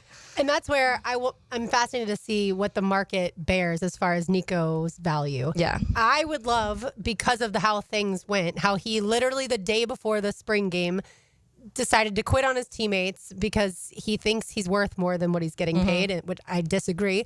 But I would love for him to make less money at wherever he lands, and it to be a lesson to the other football players and maybe their fathers, like you just heard Jimmy Himes when he broke the news really on 10-10 on Friday, that you don't just get to always have what you want. The grass is not always greener on the other side. I would like for him to get like $200,000 at most and be like, man, if I had only stayed at Tennessee, I would have been getting paid. And to the point I made on Friday, too, Josh Heupel is an excellent offensive coach.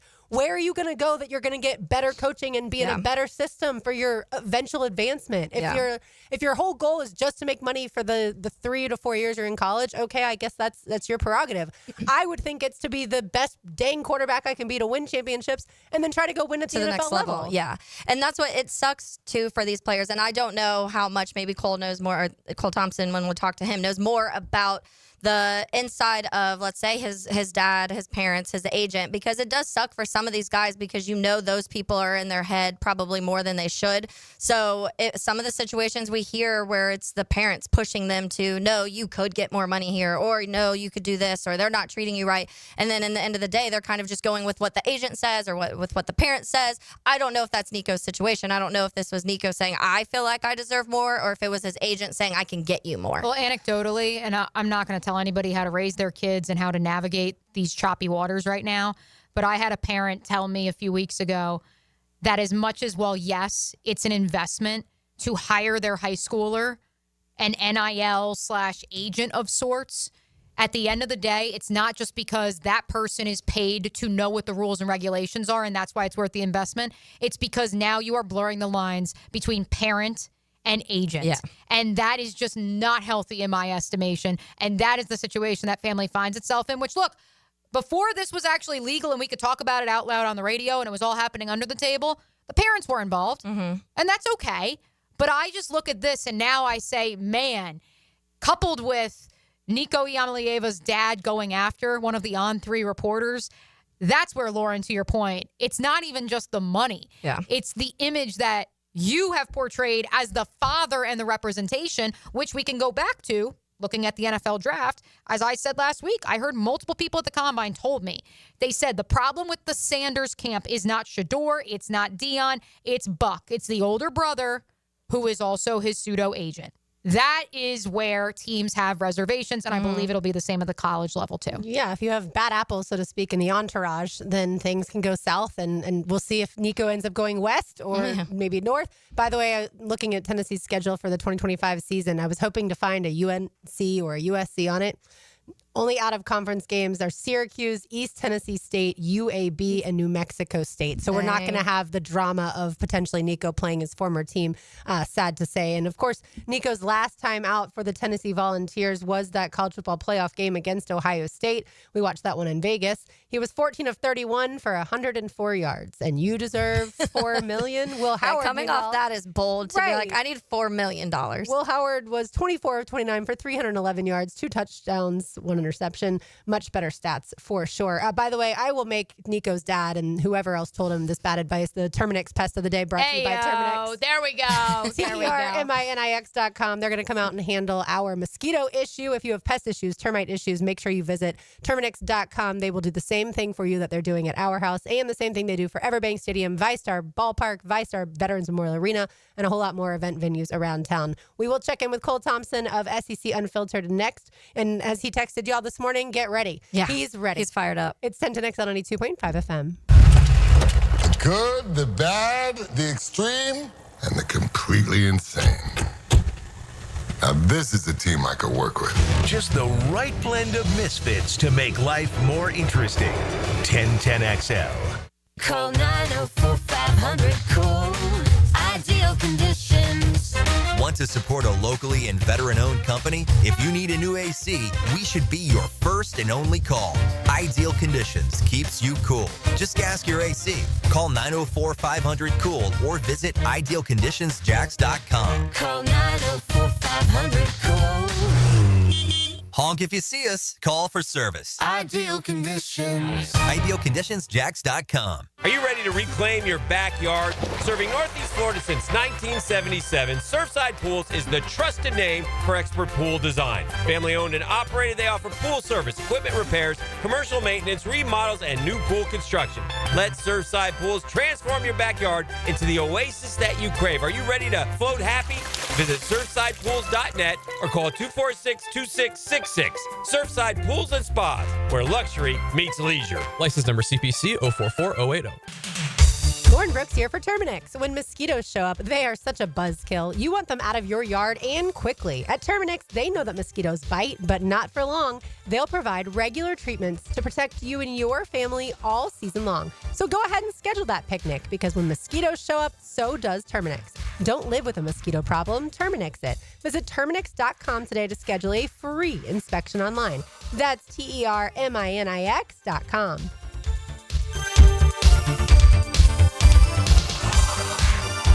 Are your monthly bills keeping you up at night, wondering how you got so behind? Hey, I'm Roger Moore, CEO of Loan Pronto. I get it. Life is expensive now. Insurance, groceries, cars. And then there's the credit card debt with those obscene interest rates. It's time to regain your financial freedom. And that's what we offer at Loan Pronto, using the power of the equity in your home. We have multiple ways to get you the cash you need, and most clients close in 2 weeks or less, and many don't even require an appraisal. And listen, rates have been plummeting recently. We just locked a homeowner in with an APR in the low fives, saving her over $1,000 per month, and put $10,000 in her pocket. Life-changing money. Whether you're drowning in debt, have a nosebleed rate you got last year, need home improvements, or simply need cash in your pocket, we can help you accomplish this goal in record time. Call us today and get started with no hard credit pull, just a conversation. LoanPronto.com, 904-999-1508. LoanPronto.com. That's LoanPronto.com. Equal housing lender, NMLS 1661781, subject to lender approval, NMLSconsumeraccess.org. Collisions happen on every play in football.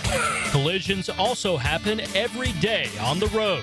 If you need auto body repair, from a $30 job to a $30,000 job, trust San Jose Collision in Mandarin. It's a Big Chief Tire Monday on Helmets and Heels. Hacker here, and guess what my scale reads? 195 pounds. I'm shocked seeing that number, but it's there every month. The weight is staying off after dropping 122 pounds. Absolutely life-changing. Awaken180weightloss.com. At Performance Painting, we've spent decades protecting commercial properties with durable, long-lasting coatings. And we can bring the same expertise when painting the exterior of your home. With industry-leading materials and a proven process, we extend the life of your home, reducing maintenance costs and preserving its value. Now, for a limited time, save $500 when you hire us to paint your home's exterior. Just mention 1010XL. Go to performance-painting.com to schedule a friendly estimate. Performance Painting.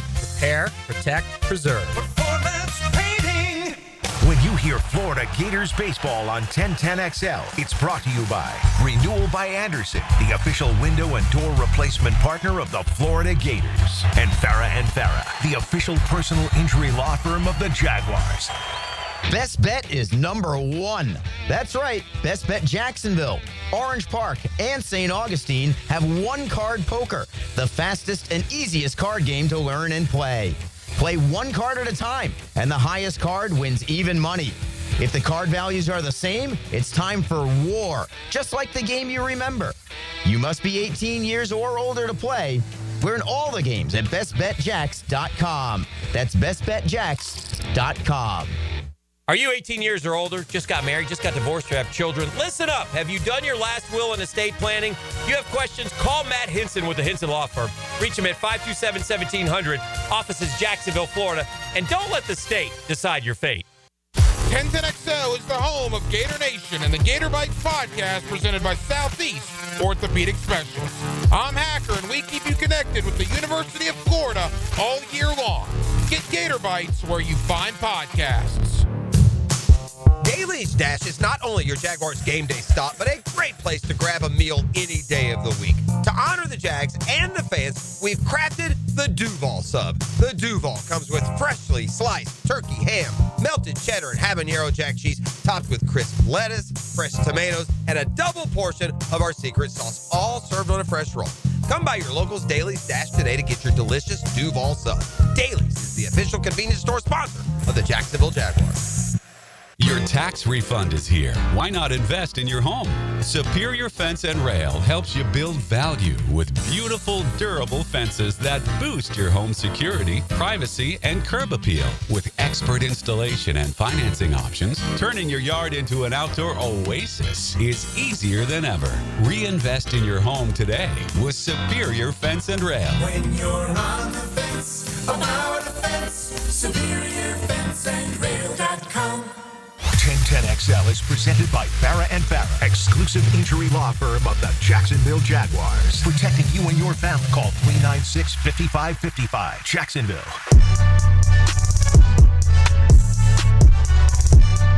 This next guest needs no introduction. I honestly want to count on my two hands how many words we actually have to use here at the studio to prompt Cole Thompson through a litany of college football topics. He is, of course, Cole Thompson of SEC Unfiltered. I'm just going to say this, Cole. I already read your text to Taylor and I already told the listeners you're fired up.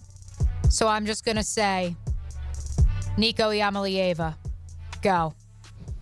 Welcome on into a brand new world of college football where nobody seems to actually have a gauge on what is the future of this sport. And the sport that we fell in love with on Saturdays when we were growing up, the one that we embraced in a culture, the one that we embraced around society, that is extinct. That is not like the direwolves that were brought back after 10,000 years of being laid dormant. No, it is completely unraveled because of nowadays everyone only cares about the nickels and dimes and how much money you're going to be able to provide. The Nico Iamaleava situation isn't the first time this has happened, ladies. No, this is just the first prominent name that has decided to have a holdout. And credit to Tennessee to sitting back and saying to themselves, we will not be pigeonholed by one player to define a culture of what the Big Orange T stands for. We are a program of commitment, we are a program of prominence, and we are a program of sustainability, and we will not allow one person to define what our program is. But the harsh reality is that at the same time, this is the new world of college football, with no regulations of NIL, with no ruling and no impact on who gets to have a say on how much a player makes. If somebody promises you money, whether or not they hold up their end of the bargain, and they tell you, and you're getting the right advice, you're worth X amount of dollars, you're going to watch as more players leave in the middle of the night and no longer have loyalty or promise to a program. This is what we have signed up for, and shame on the NCAA for letting it reach this level. But the best part is that because if there still is no regulation, and the NCAA is always going to have a final say on what goes on behind closed doors, and because if they will not allow college football to be its own distinction, this will continue to happen. It will continue to happen in all sports, and we will watch as the sport that we once knew and fell in love with and thought was at its own peak dwindles away and turns more into a professional model because of money talk. And the people who are running this show don't care about the actual fandom and those who work their hard-earned money into buying into the sport. No, they care about how much money they can go ahead and steal from people to put in their pocket. Whew.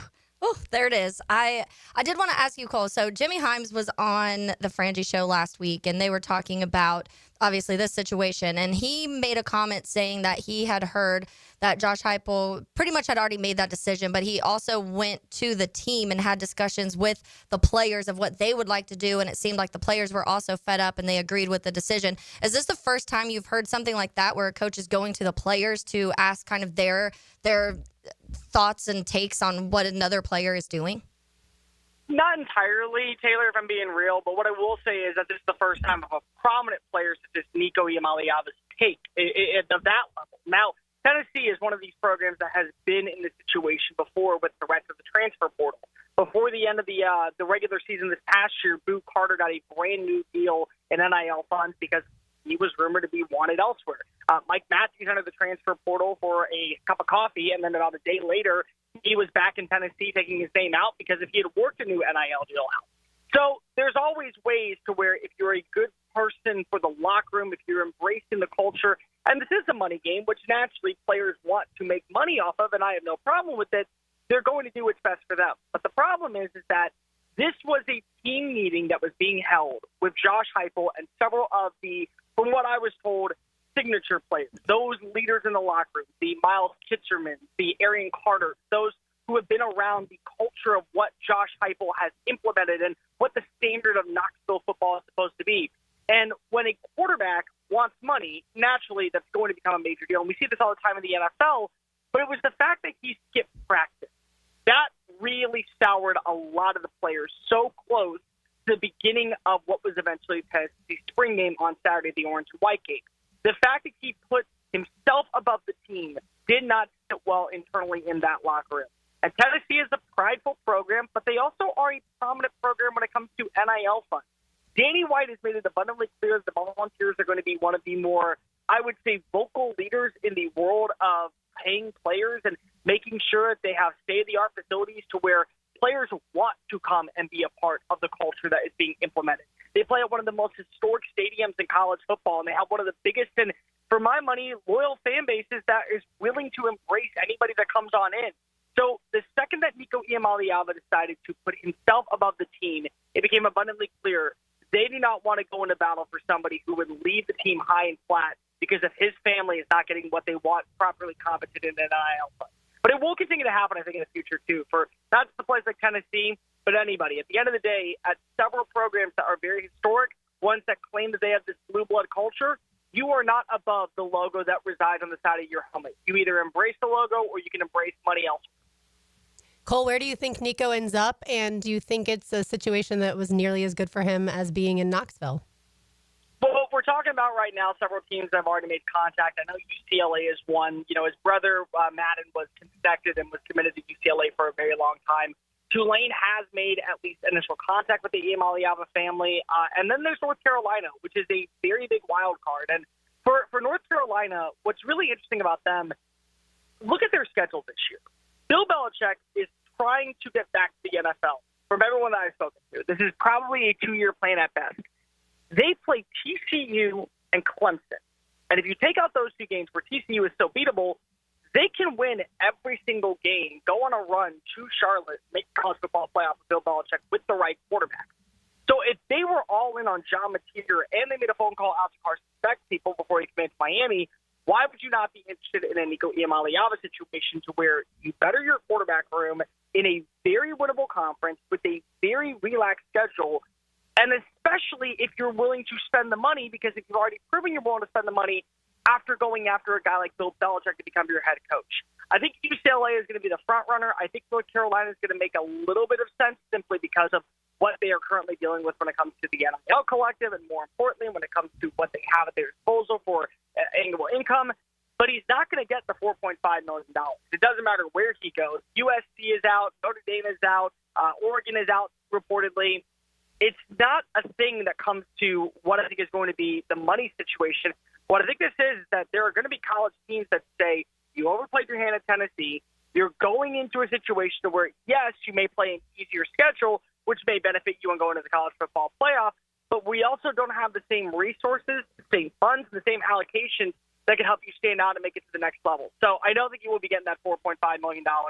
Though never say never when it comes to what he was already making, more so than the $2.3 million at Tennessee. You can find him on X at Mr. Cole Thompson, of course, of SEC Unfiltered, of course, the managing editor of the Texans Wire. Maybe we sneak in a Houston Texans question. Maybe we do not.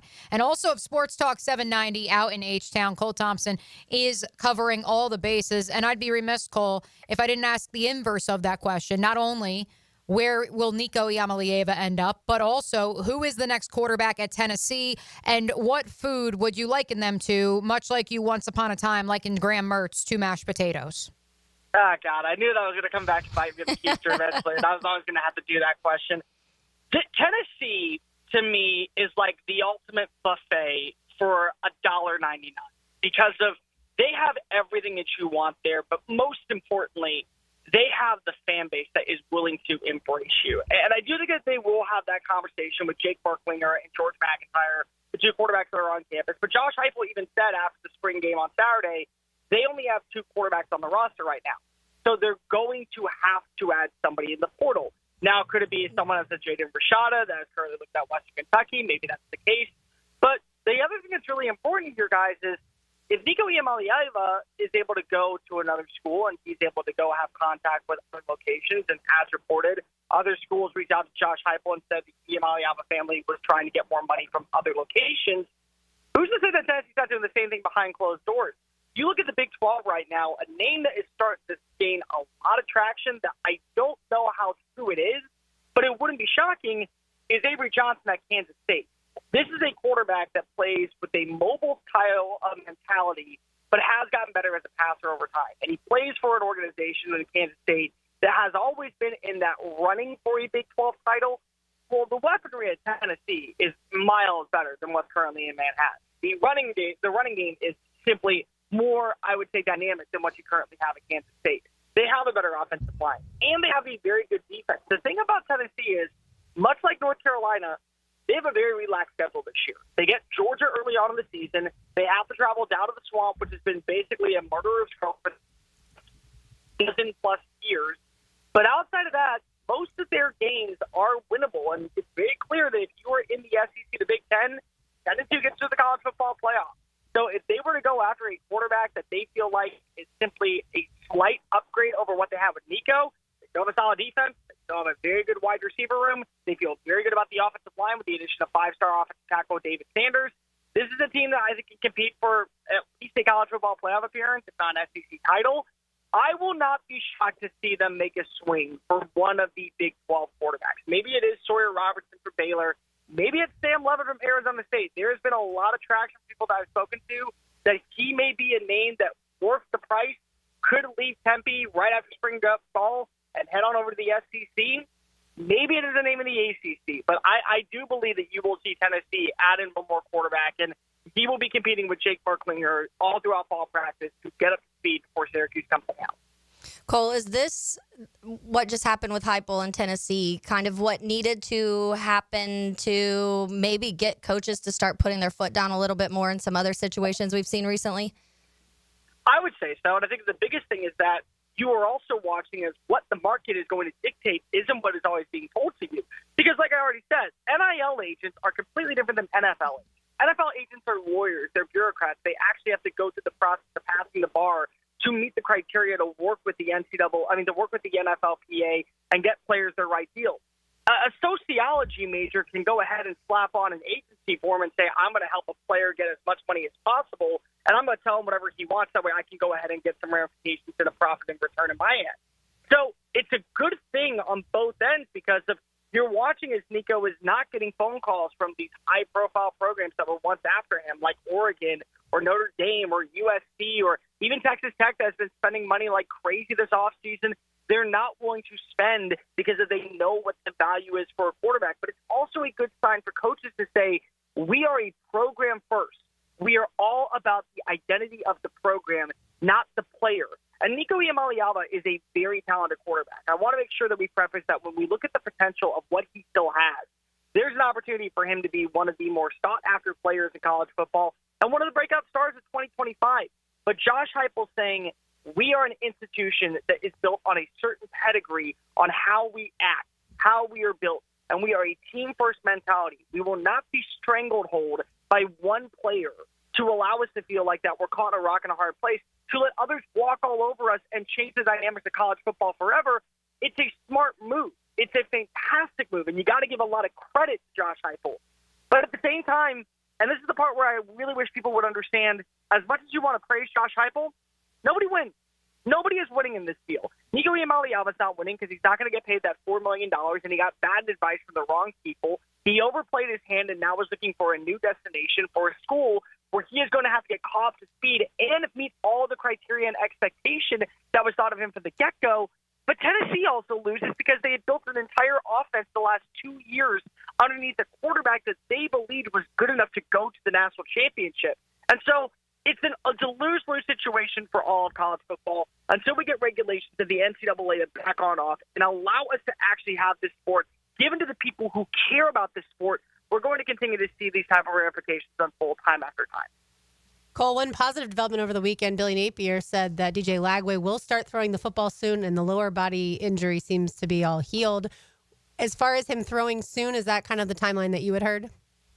I had heard that he was probably going to be back by the start of fall camp. The thing that's really going to be important here is how quickly can he build the relationship with a lot of these young receivers. Everyone that I have spoken to out in Gainesville loves what they're seeing from Dallas Fulton. They love what they're seeing from Burnell Brown. They're glad they're going to be able to have a healthy Aiden Mizell, and they love what they have with Hayden Hanson at tight end. This is a very good overall core of offensive players that I really do believe could transcend DJ Lagway to the level of expectations that we had for him when he was coming out of Willis, Texas. But he's got to be able to build that rapport and that relationship. The same thing that we're talking about with Nico going to a brand new school, getting up to speed with the offensive playbook and building that rapport with his next wide receiver core. That's the same thing that you want to be able to see with DJ Lagway going into the offseason. They're going to make sure that everything is fine. The last thing you can afford to do is have him miss the majority of the season during SEC play. So maybe he is throwing, and it's very sporadic. Maybe he's not ready to play against Long Island, but let's just call a spade a spade. If you're losing to the Sharks week 1 down in the swamp, you have bigger problems than DJ Lagway not being on the field. Do we have a food for DJ Lagway yet, or that's still developing? Lobster. Lobster's not a bad one. I would call him probably A5 Wagyu. Okay. If you know how to properly cook it, because if you can ruin a A5 Wagyu steak almost instantaneously if you leave it on the stove or on the salt rock a little bit too long, but if it's made properly, ladies, you know what A5 Wagyu tastes like. It is a treat of all treats. That is what DJ Lagway can be. When he's at his peak, he's the best quarterback in college football. When he's not, we got some issues, and you may have to have some medium well steak that's a little bit tart, a little bit tough, and unfortunately that leads to another 8-5 season with Billy Napier trying to compete for a college football playoff. Because the stove, obviously, in this metaphor, is Billy Napier and the hot seat. Let's see what he can cook. Of course it is. Why would it be anything else? I wish we had more time. We could talk to you for hours, my friend. Cole Thompson, SEC Unfiltered. We will do it again soon. Friend of the program here on Helmets and Heels. Take care, guys. And remember, the NCAA does not care about you. They only care about money in their pockets. Bye. Amen. By the way, 678 on the text line is getting a kick out of the $1.99 buffet. Oh, yeah, I saw this. All right, one segment to go. You are listening to Helmets and Heels on 1010X on 92.5 FM. In life, only the best things stand the test of time, like radio play-by-play. I think it's bigger than it seems, and if you're one of these players or one of these coaches, it's the biggest thing in your life. Your home for the most play-by-play is 1010XL. Lauren Brooks here for Novus Glass of Jacksonville. Novus Glass is already very well known for their customer service for windshield, window, and glass repairs and replacements, but now they're the only place in town where you can get Turbo Tint. Turbo Tint is incredible new technology that will reduce the heat inside your car and house, just like darker tint does, but Turbo Tint allows natural light to come through. Turbo Tint blocks up to 99% of harmful UV rays, so all of us Floridians need Turbo Tint today, and Novus Glass is the only place you can get it. Book today at turbotint.com.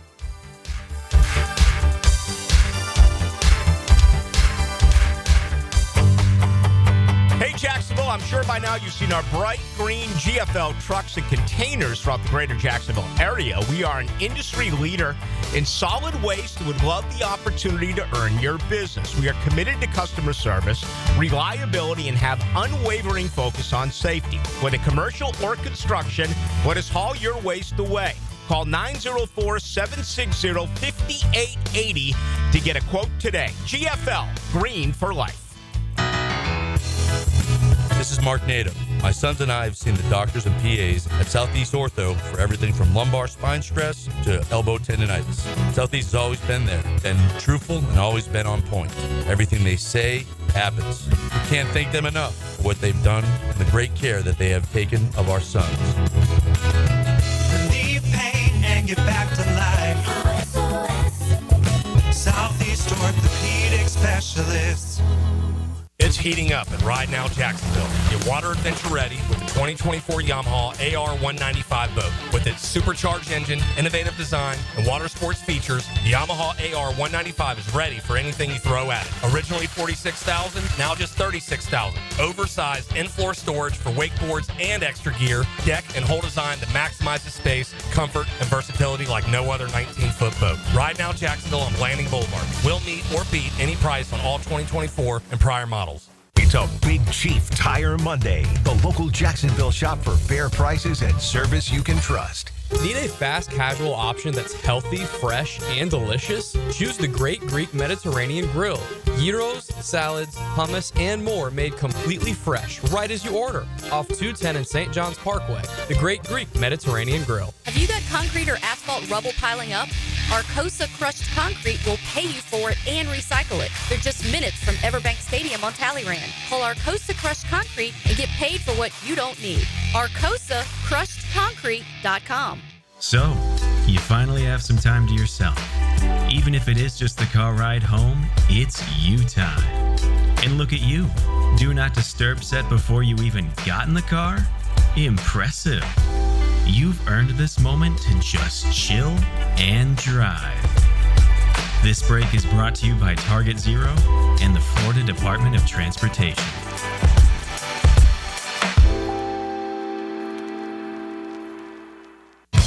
Grinding out good grades can be just as challenging as winning games.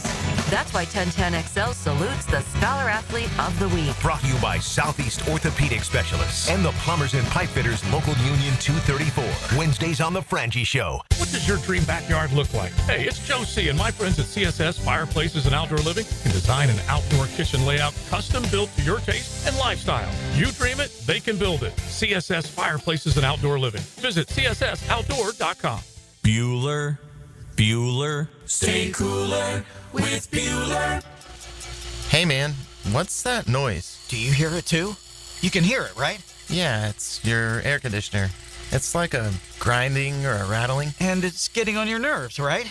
Like it's eating at your brain and you can't think straight?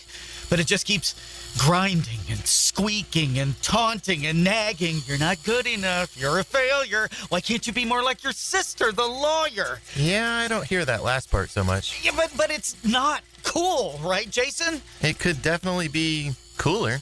At Bueller Air and Plumbing, we can totally repair whatever that noise is and get your AC working smoothly and silently. We fix these things all the time. So I won't be a failure? Life should be enjoyed. If some irritating, broken air conditioner is making you crazy, you could miss it. Stay cooler with Bueller. Visit BuellerAir.com.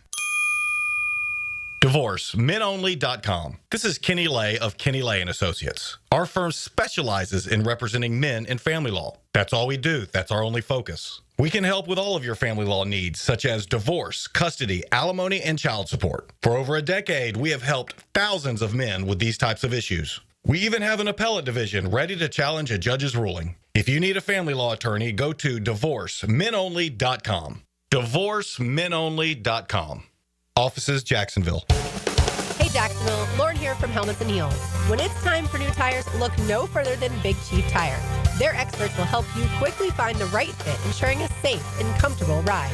With quality options, fair prices, and quick installation, you'll be back on the road in no time. Visit WeKeepJacksRollin.com or call 904-932-0950 to schedule your appointment and roll into 2025 with even greater confidence, guaranteed. Big Chief Tire keeps Jacks rolling. You'll always feel good when you send someone a Kuhn Flowers floral or plant arrangement. This is Max Fink with 1010XL, and no matter what the reason, Kuhn Flowers has always come through for me. Order online at KuhnFlowers.com. 1010XL is presented by Farah & Farah, exclusive injury law firm of the Jacksonville Jaguars. Protecting you and your family. Call 396-5555. Jacksonville. Now the cool down with Donovan Air, Electric and Plumbing, keeping Jack's cool since '87. Couple of housekeeping items here on a Big Chief Tire Monday as we cool down. First and foremost, I didn't get a chance to read this one earlier when we were going back through my Mia's Mock Draft Monday 3.0, which is accessible right now at 1010XL.com. This is from our friend 910 off the text line, designed by Lifetime Enclosures. Jonah, Arizona, what I affectionately refer to Arizona lineman Jonah Savanaia as, reminds me of Robert California from The Office. Thank you, 910. I appreciated that and needed that laugh here today. I mentioned it earlier. We didn't get to it. Michigan held its makeup pro day today for those players that were unable to participate in the previous pro day. That included Will Johnson, The highly touted corner, but who played in just 3 games in his final season in Ann Arbor. He did not run the 40-yard dash, a 37-inch vertical, 4.33 shuttle time. As Dane Brugler puts it, above average during positional drills, very smooth. Meanwhile, Josiah Stewart, certainly a name that so many here in Jacksonville have thought about potentially for that one of those 2 third-round picks, maybe a 4th-round pick. 4.85, 40-yard dash. Josiah Stewart, for those of you who are like, oh my God, that sounds so slow. Josiah Stewart weighs in at 249 pounds. So I'll let you decide how you want, if that's good or if that's bad. And finally, one more note on a Michigan man, because yes, more X-Files music is needed, RJ. I see the super sleuths on the internet. I see our friends at House of Jaguars that have discovered that Mason Graham, Michigan defensive tackle, projected top 10 pick, working out with his personal trainer earlier today. The trainer posts a video, and Mason Graham, it appears, has a Jacksonville Jaguars dry fit shirt on. File so funny. it away. He had to have bought it himself because Yeah. the Jaguars haven't hosted him for any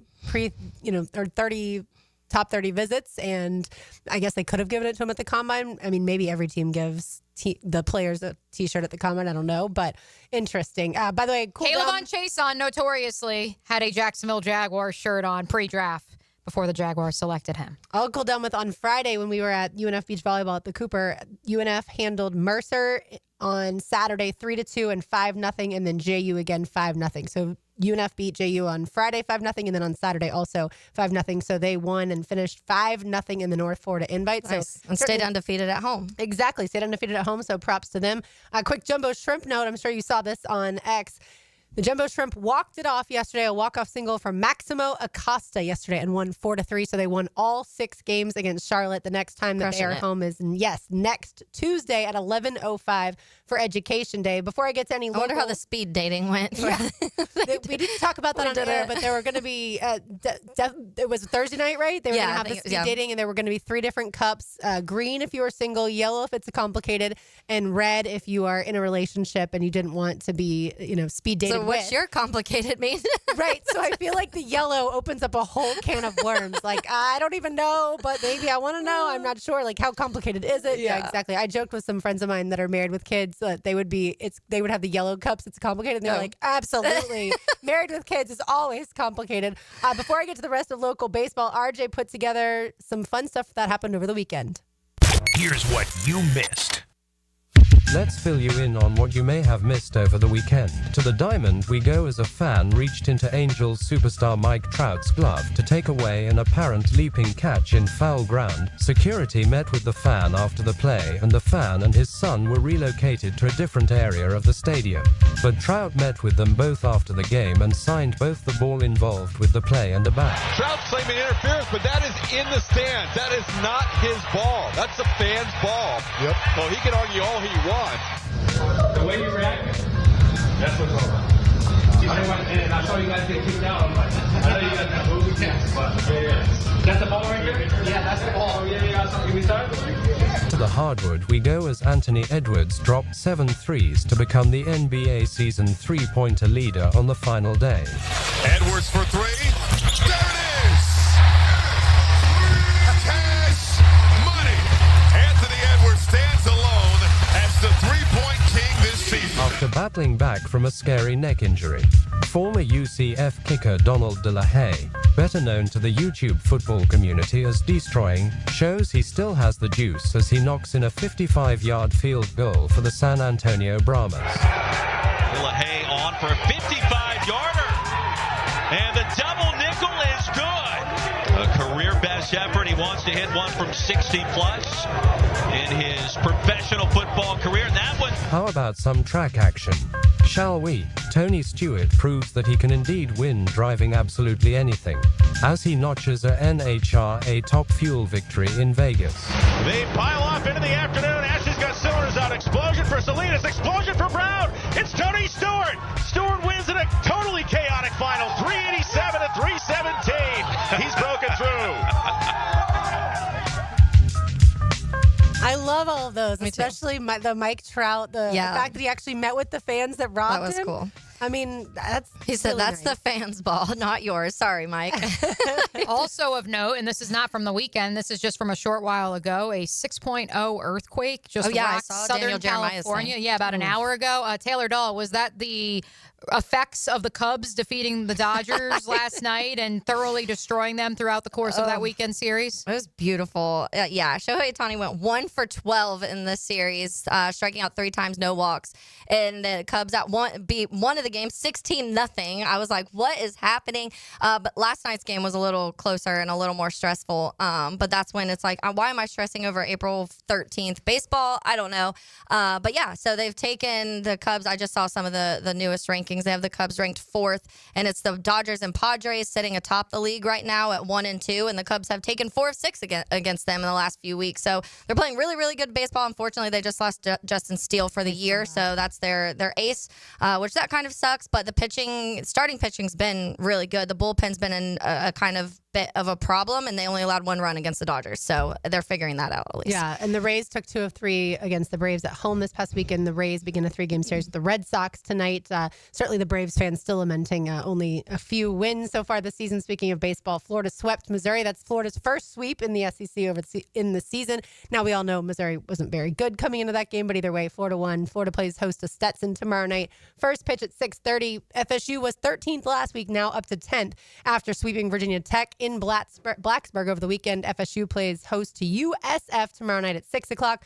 UNF, unfortunately, was swept by Stetson. UNF plays host to Bethune-Cookman tomorrow, 4 p.m., and JU took 2 of 3 at West Georgia. No midweek game this week. JU plays host to Florida Gulf Coast Thursday through Saturday. All the college baseball this week will be Thursday, Friday, Saturday because Sunday is Easter. Let's say hello to XL Primetime.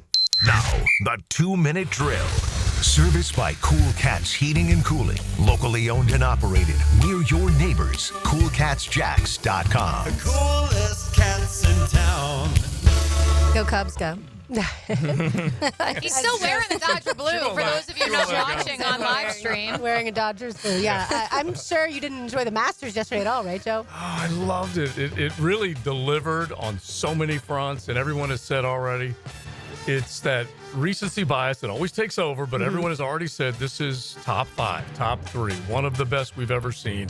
You go down the line, there have been so many good finishes on Sunday, particularly there, but the back and forth, and honestly, right from the jump, and it still is something to see Rory overcome after it looked like he was going to wilt a double bogey to start. Right.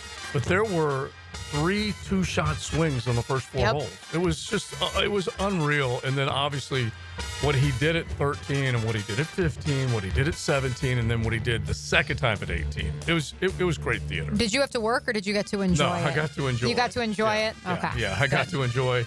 And there's something to that because I know I texted with a couple of my friends, and I know, knowing how old your children are, Joe, for those of us in our 30s, we maybe didn't appreciate Tiger as much as the next generation ahead of us. Yeah. And so for this to finally happen after an 11-year wait, it was cathartic is how I described it. And he feels like, and this could be just like you fall in love with whatever this guy's doing at this time. The last guy I can think of that was capable of, with his game, going major to major to major and winning was Jordan Spieth.